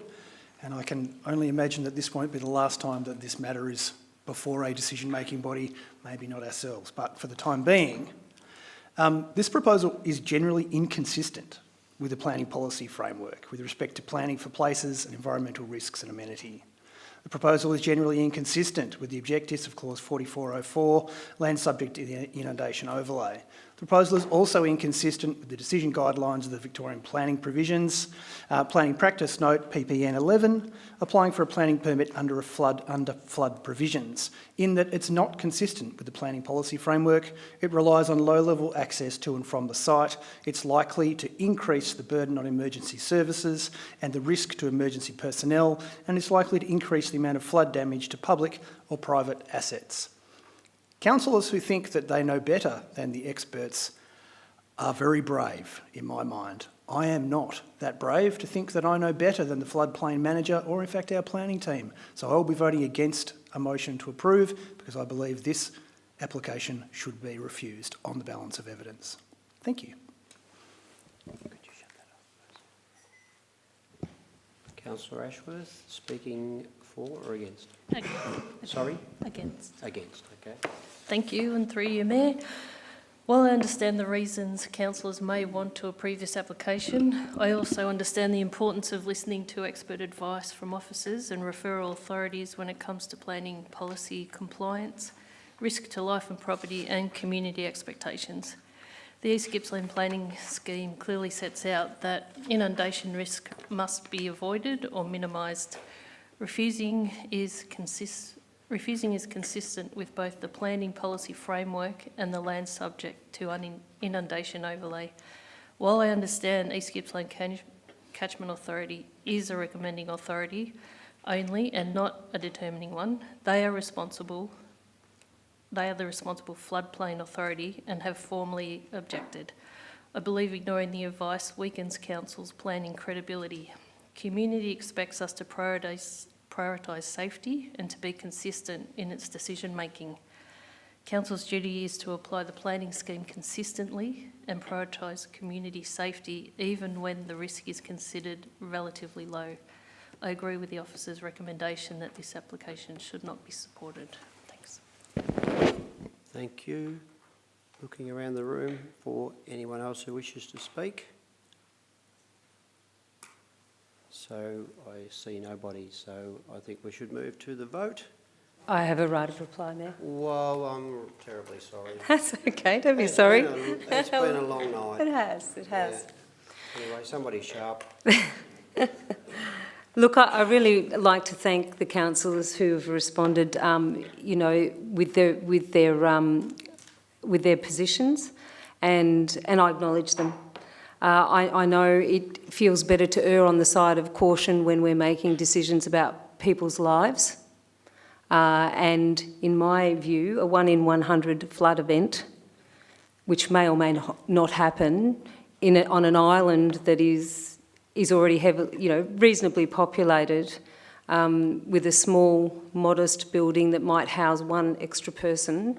I think it's in my view, it's a reasonable ask to support the people that bought their property in good faith, that they could in the future subdivide and develop it. And so I will continue to support the application, and I urge councillors to, yes, sometimes it is a brave councillor who will go, you know, with good, solid advice, which I've had, and it may differ to a certain person's opinion that is going by a large blanket process. And I think in this particular instance, we've got the opportunity to use our power of authority to make a better decision. Thank you. Thank you. How do I go now? Do you think we could go to the vote? Otherwise the night's getting longer and longer. Yeah. All those in favour? Thank you, councillors, and all those against? Okay, so that is 7-2. Thanks, officers. Right. And thank you, Ms Young, for coming in and presenting. Thank you, Kate. So the next item, do not leave your seat, Mr Stevenson, you've had a busy night. You have. Is the 5.1.3, which is a planning scheme amendment. I'll have to read this out, I guess. C169 EGIP, update municipal planning strategy and planning policy framework, post-exhibition adoption. So would you please like to speak? Yeah, thank you, and through you, Mayor. Before you is a report regarding Planning Scheme Amendment C169 EGIP, which proposes to update the Municipal Planning Strategy and Planning Policy Framework sections of the East Gippsland Planning Scheme. As outlined in the report, we are seeking a council decision in relation to lodging the amendment with the Minister for Planning for approval and gazettal. Some key points for consideration are that the amendment implements council's adopted strategies into the planning scheme, including the new council plan that was recently adopted by council. The amendment does this by updating the local policy sections of the planning scheme. It is noted that the amendment does not rezone land or make changes to any planning controls. It is a policy-only amendment. The amendment came about as a result of the state government translation of the East Gippsland planning scheme. This process revealed the need to update outdated policy within the East Gippsland planning scheme. Furthermore, council have a statutory requirement to review the planning scheme every 4 years, and this amendment meets that requirement and obligation. The amendment was exhibited and 9 submissions were received. All 9 submissions were able to be resolved or were outside of the scope of the amendment. The recommendation is that council lodge the amendment with the Minister for Planning for approval and gazettal. And I'd also like to note that there was an amendment to the recommendation which resolves an issue to the satisfaction of a very late objector. So, with me is Kalindi Chester, who's our Strategic Planning Coordinator, and the report is presented to you for your consideration. Thanks, Mayor. Thank you. On cue. Thank you. Councillor Crook. Thanks, Mayor. Thanks, Chris. I just have a query regarding the officer's recommendation and point 3 specifically in relation to the late submission. Point B there says, retain the following strategy at clause, support stage development for residential use of resort sites where these adjoin existing urban areas. Does this specifically pertain to the land that's next to, is it Grandview, opposite Grandview? Could you just explain to me what that actually means? Absolutely. Thank you. Thank you for your question, and through you, Mayor. So we got a late submission on Sunday night via a landowner who's being represented by a lawyer. And so they asked that with 3A it be slightly amended, which was absolutely fine, to add this section about where service connections are required. And they asked that the second one be retained, which we'd actually proposed to delete. We were unable to get to the absolute root of why they wanted that, but I believe that the landholder has some aspirations to look at tourism and resort site on their land, and that they felt that that strategy was important to help them potentially realise that. Keeping in mind, policy is a strategic direction and they'd still have to comply with all the other planning controls specific to their land. Okay. And it's of no, I think the decision was it was of no consequence to us. It didn't directly get, what's the word? It didn't rub up against state policy. It didn't conflict anything we'd written or were amending or taking out. So to keep it didn't seem like it was a difficult decision to make. Okay, thank you. That makes a bit more sense. May I ask another question? Yes, go ahead. I've heard some concerns expressed in some of the correspondence that we've been privy to around the separation of Eagle Point and Paynesville, and that there was a request by a submission to remove reference to that separation. If Council was to resolve to adopt the officer's recommendation tonight, would that have any material impact on future Council decisions in relation to the separation between Eagle Point and Paynesville? Good question, and through you, Mayor.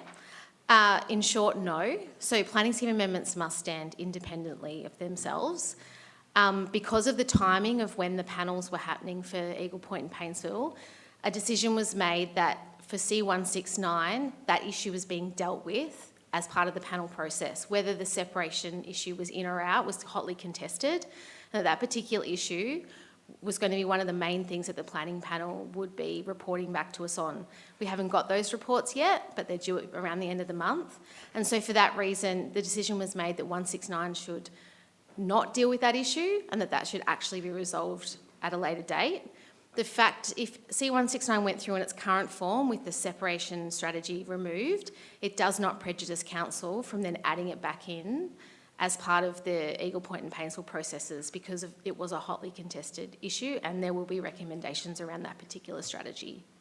So just so I'm clear, it would make no material difference if Council were to pass this tonight, irrespective of whether we've received the planning panel advice or not, we would still be able to act on that advice. Correct. Should we see fit to do so. Yes, and actually it's probably better governance and planning, decision making, to let that particular issue be dealt with as part of that process. So timing here was our enemy, and that, yes, it won't prejudice Council making a decision about that particular strategy and acting on or not acting on the recommendations of the panel. Okay, thank you. Yeah. Aha. You're very small with this this changed recommendation, so I only just thank you, Councillor Ashworth, for pointing out, but go ahead, Councillor Eastman. Thank you, Mayor, and through you. Thanks, Kalindi. I'm still getting my head around planning stuff. It's going to take a long time. And thanks, Councillor Cook, for that question regarding the separation. So a query I have around that, I think it's item 14 on page 613. If it can be moved in or out, depending on what the panel says, and I'm assuming too, I don't know whether you actually have to adopt what the panel says or you just use that as some sort of guidance. If it's neither here nor there, why have you, why are you bringing in the deletion of that clause now? So thank you for your question, and through you, Mayor. It's probably a very similar answer. Because of the timing of the panel being held and knowing that C169 was at a different part of the decision-making process, and because the separation strategy and that idea of whether the two towns should remain separated was so hotly contested, the decision was made that it should not be dealt with as part of 169, because this is a policy-only amendment that's trying to overhaul all of our policy directions at this point in time, and that particular issue would be dealt with as part of the planning panel process, and that the planning panel would be providing us with specific advice on that strategy. So I think it was in an effort to keep 169 moving and knowing that really the right process for that separation strategy to be contested and really thrashed out was as part of C171 and 172 panel processes. Councillor Eastman, through your mayor, I might just add, part of your question was, do we need, what's the sort of process for the panel advice? So the panel will provide a report to council with a range of recommendations on the amendments for Paynesville and Eagle Point, and then we will provide a report to council recommending that you either agree to or don't agree to those recommendations. So if, for example, the panel was to say we don't agree that the separation of Paynesville and Eagle Point should remain in the scheme, the council would have the opportunity to contest that and say, well, we thank you for your recommendation, but we're going to tell the minister that we disagree with the panel, if that was your choice. In every case, the recommendations of the panel are up for debate by the council, and the council can make a recommendation to the minister to either align with or disagree with the panel recommendations. Thank you for that. And one more, thank you, Mayor, and through you. I notice all the post-exhibition changes. They relate to negotiations between our planning staff and it looks like developers. Were there any things in those, and I'm not fully familiar with C169, were there any things in there that may be upsetting to community members who actually put submissions in? So of the 9 submissions, about a third of them were public authorities. So that was your East Gippsland Waters that wanted changes that better aligned with their strategic planning. Some of the other changes were private landowners. None of their submissions came from any sort of developer. Very different kind of scene and scenario to what we were dealing with in Paynesville. And it was really around what small changes and wording and maybe how we'd emphasise certain parts. So there were no sweeping changes. It was more people coming to us with ideas of how something could be better written, or maybe we left something important out. In the case of what I was explaining before to Councillor Crook, they felt we weren't heavy enough or on encouraging tourism and resort sites, so that's why they wanted that strategy left in. And so it's a very common practice for the planners to try and negotiate with submitters to work out, is there areas where we could satisfy your concerns, not satisfy your concerns, work through it together. In C169, we were able to do that. So we were successful in working through with all of the submitters and trying to resolve their issues. Whereas it was quite different to the scenario in Paynesville, where the issues were so large and so beyond my remit to negotiate that's why the independent planning panel was the best forum for those issues to be nutted out. So it's quite different scenario that we were dealing with 169 in terms of volume of submissions and content. And, you know, we're not affecting people's rights or zones or overlays, it's policy. And so, yeah, it was a lot about emphasis and rewording certain things. So thank you, Glendy. And finally, one final question. I note with the changes to C169, the boundaries for Eagle Point changed from what we know to taking it all the way to Waterview Road. And I'm just considering with that removal of the open space, does that now mean that development housing can occur all the way from the current township all the way through to Waterview Road with those new boundaries and with the removal of the open space stuff? Again, I understand that you say there's no rezoning yet, but is that perhaps an indication that it could be rezoned relatively soon? So thank you, and through you, Mayor. So the Eagle Point map has been prettied up, but it's not changed. So what is in the scheme today, the current boundary today, and what we're proposing in 169, so the amendment we're seeing now, the settlement boundary is the same. The settlement boundary is being contested as part of the amendment C170, sorry, 171, I'm getting all my numbers mixed up, which is currently before the planning panel. So again, a bit like the issue of, a bit like the other issues, it's a hotly contested issue. So the settlement boundary for Eagle Point, the planning panel will make a recommendation on that as part of that process. C169 is not changing the settlement boundaries of anywhere. It's not making any substantial changes like that. It's purely policy, and it's made some of the maps look a bit more legible and pretty than they were, but the boundary doesn't change. So I think too, to answer your question, in the current planning scheme and what we're proposing in the current amendment of 169, the settlement boundary goes up to Waterview Road, correct? What we have proposed as council in C171, which is before panel, is for the settlement boundary to be pulled back, and that issue will be something that the panel looks at and which we'll bring back to council to look at as part of that process, not C169. Sorry, it's very confusing. I'll never run so many at once again. Good, thanks, Glendy. Yeah. So I think we've exhausted the questions at this stage, so would anyone like to move the motion? Councillor Buckley. Yes, thank you. Thank you, Mayor. I would like to move the motion with an addition. Okay. With the officer's recommendation. Could you please give us your... Can we please populate the... It's too big to have it all together. I'm happy to read my addition. Yeah, but if you could populate the screen with the original motion, thank you. Yep. So,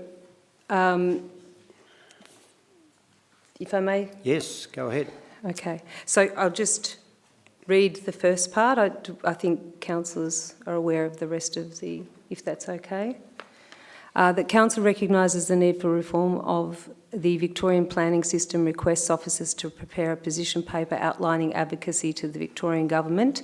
This is the addition. I need to read the first motion. Can you please populate it with the first motion?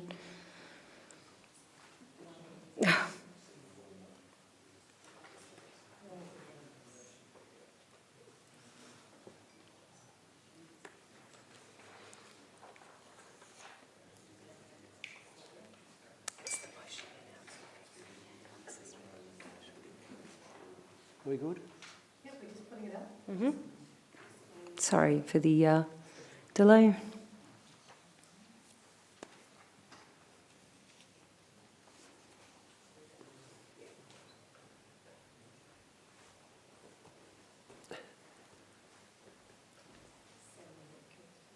Sure. There we are, thank you. The Council, having formally considered all written submissions received to Amendment C169 EGIP, notes the issues raised by the submissions and the officer's response to those issues as outlined in Attachment 3. 2, adopts Amendment C169 EGIP with post-exhibition changes as outlined in the attachments 1 and 4 in accordance with Section 29 of the Planning and Environmental Act 1987. Do I have to go through all of them, or can we take them as read? I think we can take them as read. Can you go through all of them, please? It's the first time I've seen them. Where you go? Right. 3, adopts the following changes resulting from a late submission. A, amend the following strategy at clauses 17.04-1L to state, encourage tourism proposals that are site responsive and well located to make use of existing services and infrastructure where service connections are required. B, retain the following strategy at clause 17.04-1L, supported staged development for residential use of resort sites where these adjoin existing urban areas are capable of being serviced and form a logical extension of a town. 4, submits adopted amendment C169 EGIP being attachment 1 together with prescribed information to the Minister of Planning for approval in accordance with Section 31 of the Planning Environmental Act 1987, and 5, authorises the Chief Executive Officer or delegate to advise those persons who made written submissions to amendment C169 EGIP of Council's decision.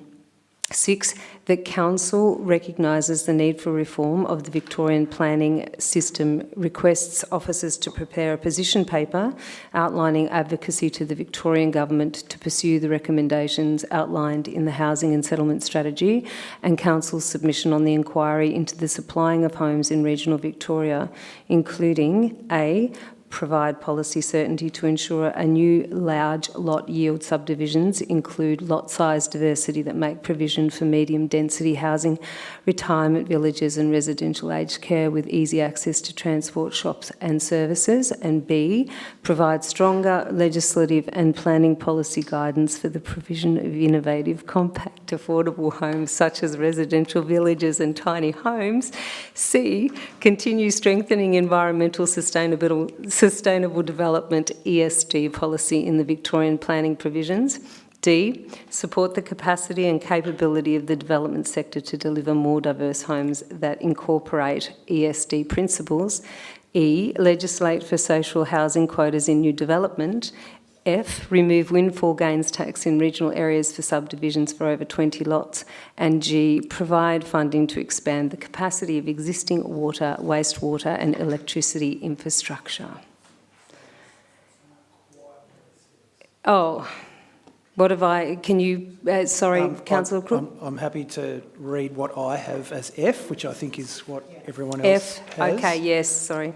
It says remove windfall gains tax in regional areas for small rezonings of a size to be determined. Yes, thank you for that amendment. It was what we discussed earlier, so apologies that the information on the screen does not match the amendment made earlier. Yes, we're almost there. H, promote greater diversity of housing and housing affordability in new housing estates and subdivisions. I, remove regulatory obstacles for infill housing development to promote medium density housing in appropriate locations. And J, simplifying planning requirements for infill development and mixed use development to create more as of right use and development in locations that have access to community infrastructure and services. And I think...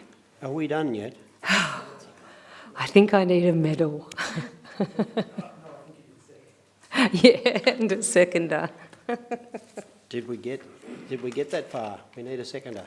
We need a seconder. Do we have a seconder for this? Thank you, Councillor Allen.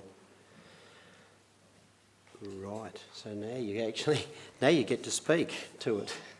Goodness me. Look, I think, councillors, it's quite clear in the rationale and what's in front of us, which I don't have in front of me, that this has been a long-awaited sweep of strategies that will improve planning.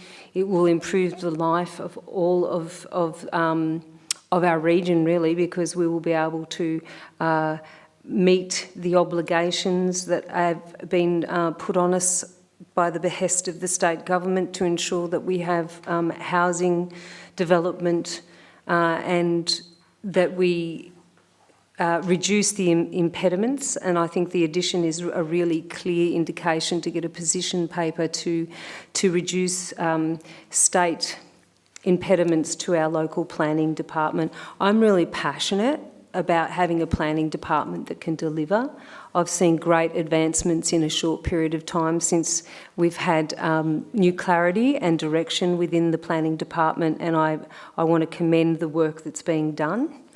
I've got a lot of faith that we're getting good advice, and this motion is recommended by the officers, and I think that in this case I've got a lot of trust and respect around that.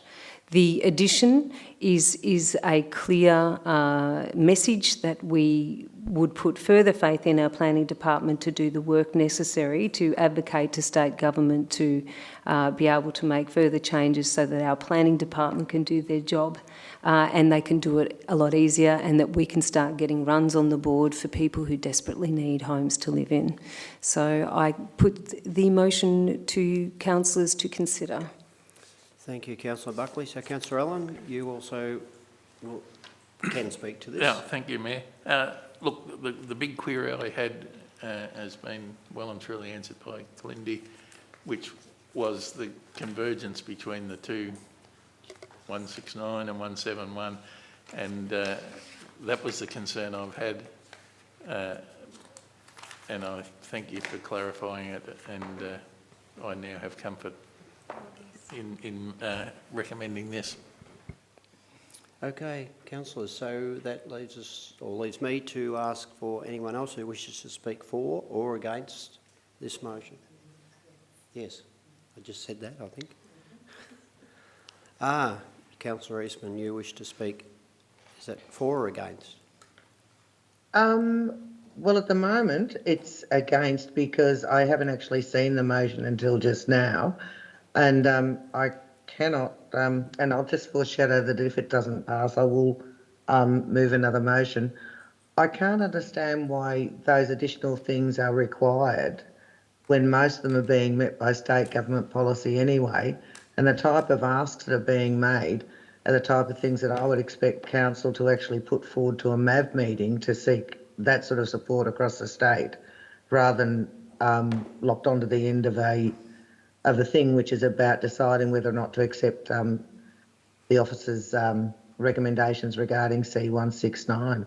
They seem to be completely unrelated to me, and it's quite surprising to see such a list of things, particularly given all the statewide changes that are being made to planning laws at the moment, which include diversity of lot sizes, reduced lot sizes, more or less pretty well fast-tracking most housing applications now, and reducing the height of housing requirements. I don't see the need for all this. But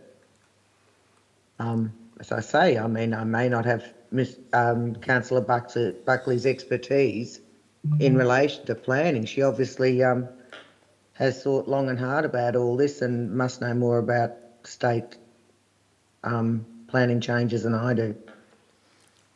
Okay. It just seems, to me, it seems to just confuse the whole matter of what we've been asked to decide on tonight. Okay. Which is whether or not we fine. That's fine. So I'll ask if any other councillors wish to speak for or against. Yes, Councillor Cook. Sure. Look, I'm going to speak for and make some other comments because I can. The Economic Development Strategy, the East Gippsland Environmental Sustainability Strategy, the East Gippsland Housing and Settlement Strategy. That's the core of what we are deciding on right now. Mm-hmm. These are adopted strategies of this council. This process will incorporate them into the planning scheme. That is the final step to see that they are enshrined as strategic documents for the immediate future. Strategic planning is fundamental to good statutory planning outcomes. With good strategies, statutory planning becomes, I've been told, much easier. These are good strategies. They need to be adopted. It's the final step in that process. A lot of work has gone into them to this point. I'm happy to admit that they're not perfect, but they are good, they are sound, and they are taking us in the right direction. I appreciate some of the comments that have been made about an additional bunch of advocacy tacked onto this motion, and I understand those concerns. However, I don't believe that the ask in the addition to the motion is anything that this council is not, as has been pointed out, in fact already doing, as it represents in large part the content of a submission that's already been tabled and the content within our housing and settlement strategy. So I see no major problem in some extra advocacy work being done on behalf of our region on those matters. So I'm happy to support the motion. Thank you. No other speakers? I'll get it right this time. You have the right of reply. Thank you. So, look, thank you. I want to acknowledge Councillor Eastman's concerns in regards to the addition.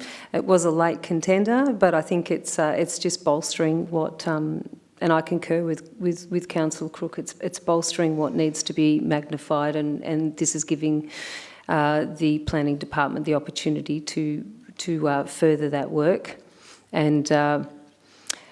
And also, look, in all honesty, there are a couple of things in these strategies that I don't agree with. And it's true, I don't agree with them. But I'm willing to support the bulk of the work, to start the work that needs to be done. We can't always get our way when we're doing this job, but as a councillor group, we have to support process and get the ball rolling.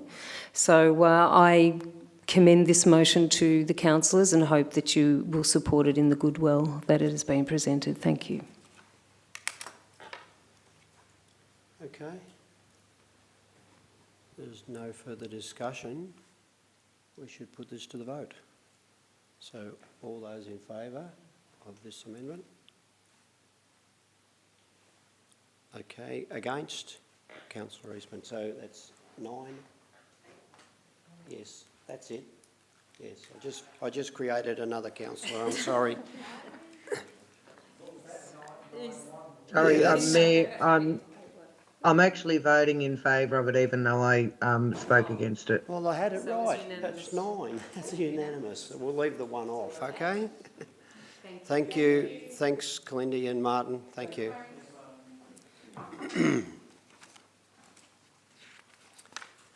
That moves us on to the last report for Place and Community Directorate. Our business... actually, I'm not worried about what time we finish. I'm just wondering how I get back here by 7 o'clock in the morning for the next meeting. So, yes. So it's a business engagement approach. So please, Mr Stevenson, would you please give us a briefing? Thank you, and through you, Mayor. Before you is a report which seeks council endorsement of a new business and industry engagement framework and approval to formally dissolve the Economic Development Advisory Committee and support the integration of key stakeholders into the new engagement framework tiers. Some key points for consideration are: this is a strategic shift. Council is transitioning from the Economic Development Advisory Committee, EDAC, to a new business and industry engagement framework that better reflects the diversity and complexity of the East Gippsland's business community. Obviously, East Gippsland is home to around 4,500 businesses, a majority, 98%, are small business with under 20 employees. The purpose of the framework is to enable more inclusive, targeted and scalable engagement with businesses of all size and sectors through a tiered model based on category, location and strategic relevance. The framework outlines a baseline engagement model that will guide the efforts of the economic development team. It won't preclude business from accessing support and information based on their particular needs. It's important to note councillors' role. Councillors are key champions of connection and collaboration. Their participation in roundtables, business visits and advocacy efforts strengthens relationships, builds trust and ensures council's engagement reflects community priorities. In relation to operational integration, engagement will be embedded across council operations, supported by internal training, shared tools and continuous feedback mechanisms, reducing reliance on external advisory structures. Also with me tonight is Prue McTaggart, Manager of Economic Development, and the report is presented to you for your discussion. Thank you. So, councillors, questions? Yes, Councillor Crook. How does EDAC feel about it?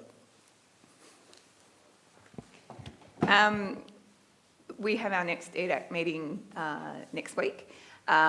We've had conversations with, through you, the Mayor. We've had conversations with the Economic Development Advisory Committee around how we feel things are tracking in that space over the last wee while. And I think, we've seen quite a number of meetings where we haven't met quorum.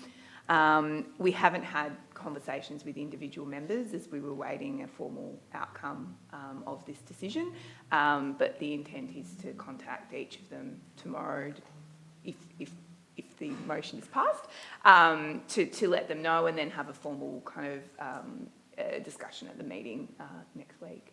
And do you, from your existing relationships with those people and enterprises, do you feel this will be well received? Generally? Yes, I think so. And the intent is to find a pathway for each of those valued members of EDAC to contribute through an alternative method. So whether that be participation in the industry roundtables, which when you were mayor, you were part of. So we had a number of our existing sitting members participate in those. So there'll be pathways for them to engage through alternative avenues into council. Okay, thank you. Other questions, councillors? A quick one, if I may, Mayor. So, in regards to this new developed style of interaction for business and for the region, can you just very briefly point out the benefits that going to this framework will produce? Sure. I think it provides clarity around, for my team in particular, around where our priorities are and how we're engaging with businesses. It gives us a much greater cross-section of representatives that we can have those types of conversations with. I think particularly, the industry roundtables that were held last year, the feedback that we got from those was it was a great opportunity for people to be able to communicate with council, but also with each other. So we've kind of adopted a model that is based on kind of work that we've been doing and building towards, but I guess it's also acknowledging that we can't do everything. So it's trying to provide us with a direction for the team around how we do that and how we ensure that everyone's got a voice and that that they can be heard. Yeah. Thank you. Okay, so I'd ask for a mover. Yes, and a seconder, Councillor. So Councillor Crook moved and seconded Councillor Allen. So Councillor Crook, you'd like to speak to this? Look, having participated in some of the industry roundtable work last year, I can speak with first-hand experience to say that the feedback that we got from those sessions was really positive from various different industry sectors that we engaged with. If that is anything to go by or forms a part of the new engagement strategy, I think that's a step in the right direction. It's been fairly apparent that engagement in economic development with local businesses has been challenging over the years. When I first came to this council, the committee wasn't functioning maybe as strongly as it could have. We tried to reinvigorate it. There was a lot of work put into that. Memberships haven't been as strong as we would have liked. I think it's fair to say the engagement from the business community hasn't been as strong as we would have liked. So I'm not an expert in how to do this stuff, but what is apparent is that we need to try and adapt and change course and do things differently. And I think what's being proposed here does that, so it's welcomed. Thank you. Councillor Allen. Thank you, Mayor. I agree with Councillor Crook's summation of what we tried and its lack of success, and having witnessed the meeting that we had with Tom McIntosh and some of the farmers up in Benambra and then down at Lakes, that model just in one night did more probably than 3 years of trying to get people to turn up to meetings and where they weren't engaged and weren't invested in it. So I think it's got great promise, and I commend you for the work that you've done in getting it to that stage. Thank you. Yes. Just one question. Yes. Prue, We've done our question. oh, sorry. We have, Tiffany. That's all right. I'm half asleep. So it's late. Gets late early around here now. So would anyone else like to speak for or against this motion? Yes, Mayor, through you. Just a very quick affirmation. I've had a really good look at what the proposal is, and I believe that it's a better structure. I believe we'll get better outcomes. I've got a lot of trust and faith in the process, Prue, and that you'll get results that we want and that we need, and your team. So thank you for the work that you've done, and we'll be looking very closely at the data and provision of information that you bring to us into the future to see the real results. And I know that the previous committee, we've got some talent there, and I know that that talent will be valued into the future, into the process of what we're doing, and I welcome the opportunity for councillors to be involved in the new framework. So I'm speaking in support, evidently. Thank you. Thanks, Councillor Buckley. Anybody else? I see no one. So I would like to put this to the vote. So, councillors, all those in favour of adopting this? That's unanimous also. Thank you. So now, as I see Ms Johnson leaving the room, thank you for your commitment. And we will move on to a contract. And I'd ask Mr McConnell if he would speak to this, please. Yeah, thank you, Mayor, and through you. Councillors, before you is a report in relation to awarding a contract for repair or construction of the Buchan-Orbost road to address a landslip near Buchan. Landslips occurred. You can see the starts of the failure of the road, significant work. Some interim work has been done to make it safe in the interim, and what you have before you is a proposal to undertake the substantive works following all the geotechnical and other investigations that are required. So we've been through the normal procurement process, councillors, and you have a recommendation in front of you to award that tender. And certainly, if you have any questions, happy to respond to those. Thank you. Thank you, Mr McConnell. Okay, we do have a question straight away. Thanks, Councillor Davis. Thanks, and through you, Mayor. Stuart, on the sides of the road, with these works, these remediation works, on the sides of the road, are we going to be hampered by DECA or any other issues going forward? So thanks, Councillor, and through you, Mayor. The works have been planned, so we're not anticipating those issues. The works are largely within the existing footprint of the road. So, okay, thank you.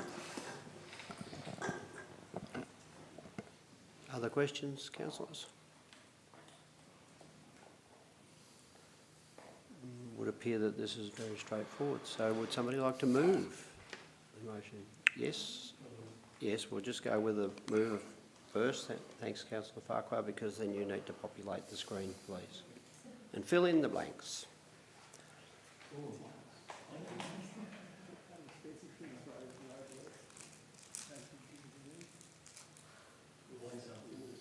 No, you read them out.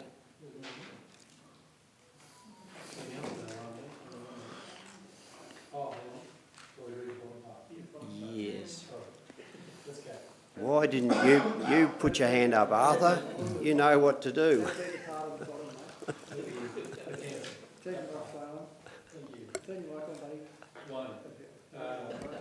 Accepts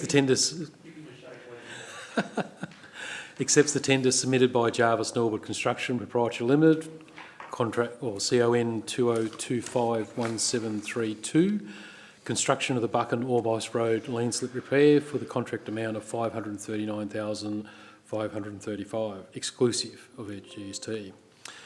Authorise the Chief Executive Officer to delegate to finalise the terms and to sign the contract in the form proposed. And 3, resolve the confidential attachment 1 to this report and all discussions relating to that attachment remain confidential. Thank you. So would somebody, okay, Councillor Travascus, would you're seconding this? Good. Okay, so you'd like to speak to this? Just to say, let's get it done. Yep, good, okay. What's your speak? Microphone, please. Driven through the road a month or two ago, and it's in very good condition, so we need to keep it that way. Okay, so anyone else like to speak to this item? Yes, Councillor Buckley. All I can say is it's an imperative that we fix this problem because we've got to get to the football. And getting to the Buchan football is a really important thing for us in the whole of the Omeo district to do, and we must support this motion, so I'm speaking in the affirmative. And also, of course, it's very important for all the Buchan people to have a safe road. Sorry, Orbost, Buchan-Orbost Road. Apologies, Buchan-Orbost Road. Just as an aside, I don't go that way. Well, some of us do. Okay, all right, so what else? Yeah, so we've got, does anybody else wish to speak to this? Or no? So we can vote. So all those in favour of this contract? Good, that's unanimous also. Thank you. So now could somebody please ask Ms Johnson to return to the room? Because she's on next.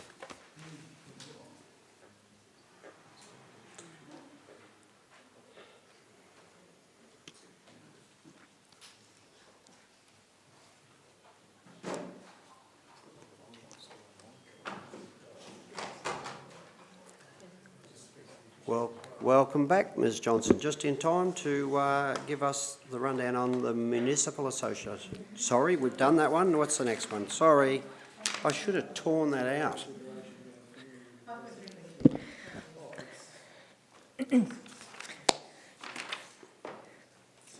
No. I was just getting to the right page. I'm waiting for the mayor to tell You're me on to the talk. wrong page too. That's snap. How are we going at 5.3.3? 2, where is 2? This is the council meeting resolution register. Thank you very much, Mayor. As you just said, this is the report that you're considering at the moment. Key points are that obviously council resolutions are a vital measure of council's performance and provide information it needs to demonstrate transparency and accountability to the community. Obviously, the CEO is responsible for ensuring the decisions of council are implemented without undue delay. So if you look at the period for the attachments, which was 1 April to 30 June 2025, there were 26 open council resolutions and 1 closed council resolution, not including resolutions for noting only in the reporting period, all of which have been completed. The report also provides an update on any outstanding actions from the previous report tabled on the 20th of May. The update is provided at attachments 3 and 4. It is presented for your consideration. Thank you. Questions, Councillor? Yes, Councillor Buckley. Yes, but it's I'm sorry, but it's of a confidential nature, so we might have to go into camera. You will have to go into camera Yep. if you want to speak about a confidential matter, yes. Okay, so do I have somebody that will move? Sure. Yep. To go into confidential? And of course, I'll need a seconder. Thanks, Councillor Farquhar. So, councillors, all those in favour of moving into confidential, so we'll just wait until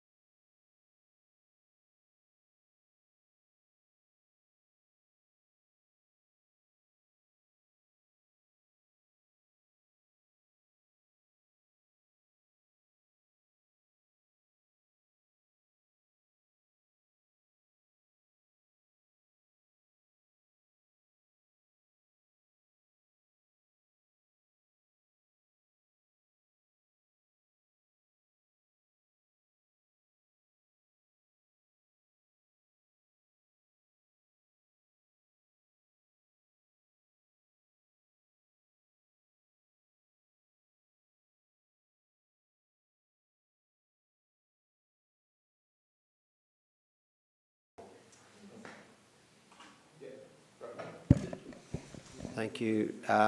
For those who may still be watching, we are back. We have discussed our confidential item and we can proceed now with any more questions on this item of our resolution register. I see none, so could I have a mover? Thank you, Councillor Davis, and a seconder, Councillor Buckley.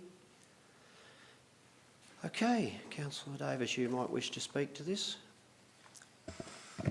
No, thanks, Mayor. Councillor Buckley, you have also the right to speak.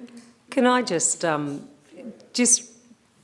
thank the organisation and the staff for the power of work that goes behind this, to the councillors who make it happen with the council resolutions. It's just a point of acknowledgement that if you just look at our council resolutions, what's completed and what's in progress, it's a substantial amount of work. So, you know, we've got, and also to the CEO to presiding over that work. So it's just an acknowledgement of the work and a big thank you.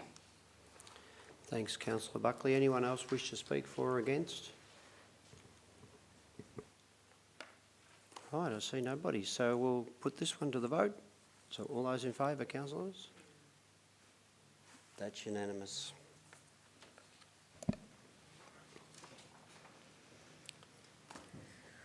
The last one is item 5.3.3, which is a summary of councillor briefing session. So, Ms Johnson, your item again. Thank you very much, Mayor. So the key points for the report for Council to consider are, as we're aware, councillor briefings are not formal decision-making forums, but they're essential in ensuring councillors have the information needed for informed decisions at council meetings. It has been decided, and this is the second time that we're doing this, that the public release of briefing summaries is a proactive step to enhance our community's understanding and trust in council's deliberative processes. This report includes notes from councillor briefings held on the 8th of July, the 15th of July, the 29th of July and the 5th of August. These are all provided at attachments 1 to 4. The report is presented for your consideration, Mayor. Thank you for that briefing. Now, anyone? Yes, a question? Councillor Buckley. Yes, look, I just want to ask I guess it's a process question. So when we're looking at our council briefing notes, which is a wonderful transparency piece where people can see what the work that we've been discussing in briefings, is this a point where we can ask questions in relations to what's presented, or is that something that would be done at another time? Thank you, Councillor Buckley. Good question. Through you, Mayor. Depends on the question. Okay. What you'd be seeing, obviously, is so these briefing items, many of them or most of them are coming through to council for consideration. Sure. So you're not making decisions on them at a briefing. You're asking questions at a briefing that helps you understand the issues. But you're not obviously making a decision until it's put forward to a council meeting, and you've then got the ability to ask as many questions as you like through the Mayor. And if I can add to that, when we bring them to you, we bring them to you to receive a note. So really it's just a noting piece, and this is how we then release them to the public by taking them through a public meeting. Thank you for that clarification. Any other questions, councillors? I see none. Would somebody like to move? This Councillor Crook, thank you. A seconder? Councillor Travascus, good. Okay, you may speak to this. Thank you, Mayor. An important transparency measure that I endorse. Very good. Councillor Travascus? Yeah, no, it's all good. Thank you. Anyone else wish to speak for or against? I see nobody. So, put this one to the vote also. All those in favour? Also unanimous. Thank you. So, over the page we have urgent business. So I will ask Ms Weigel that I believe we do not have any urgent business for tonight's meeting. Thank you, Mayor. No, we have no urgent business. And item 7 is confidential business, which also I believe there is nothing tonight. No, Mayor, no confidential business tonight. Well, thank you, councillors. That concludes the proceedings for tonight's meeting, but thank you to everyone who attended in the public gallery, which was amazing to see so many people come and get involved in council decisions, and also for those who have been very patient watching online. So I would now declare the meeting closed at 10:12. So who was that bright person that said 2 hours was a good result to extend the meeting? They got it right by 12 minutes, so thank you. So meeting closed. Thank you.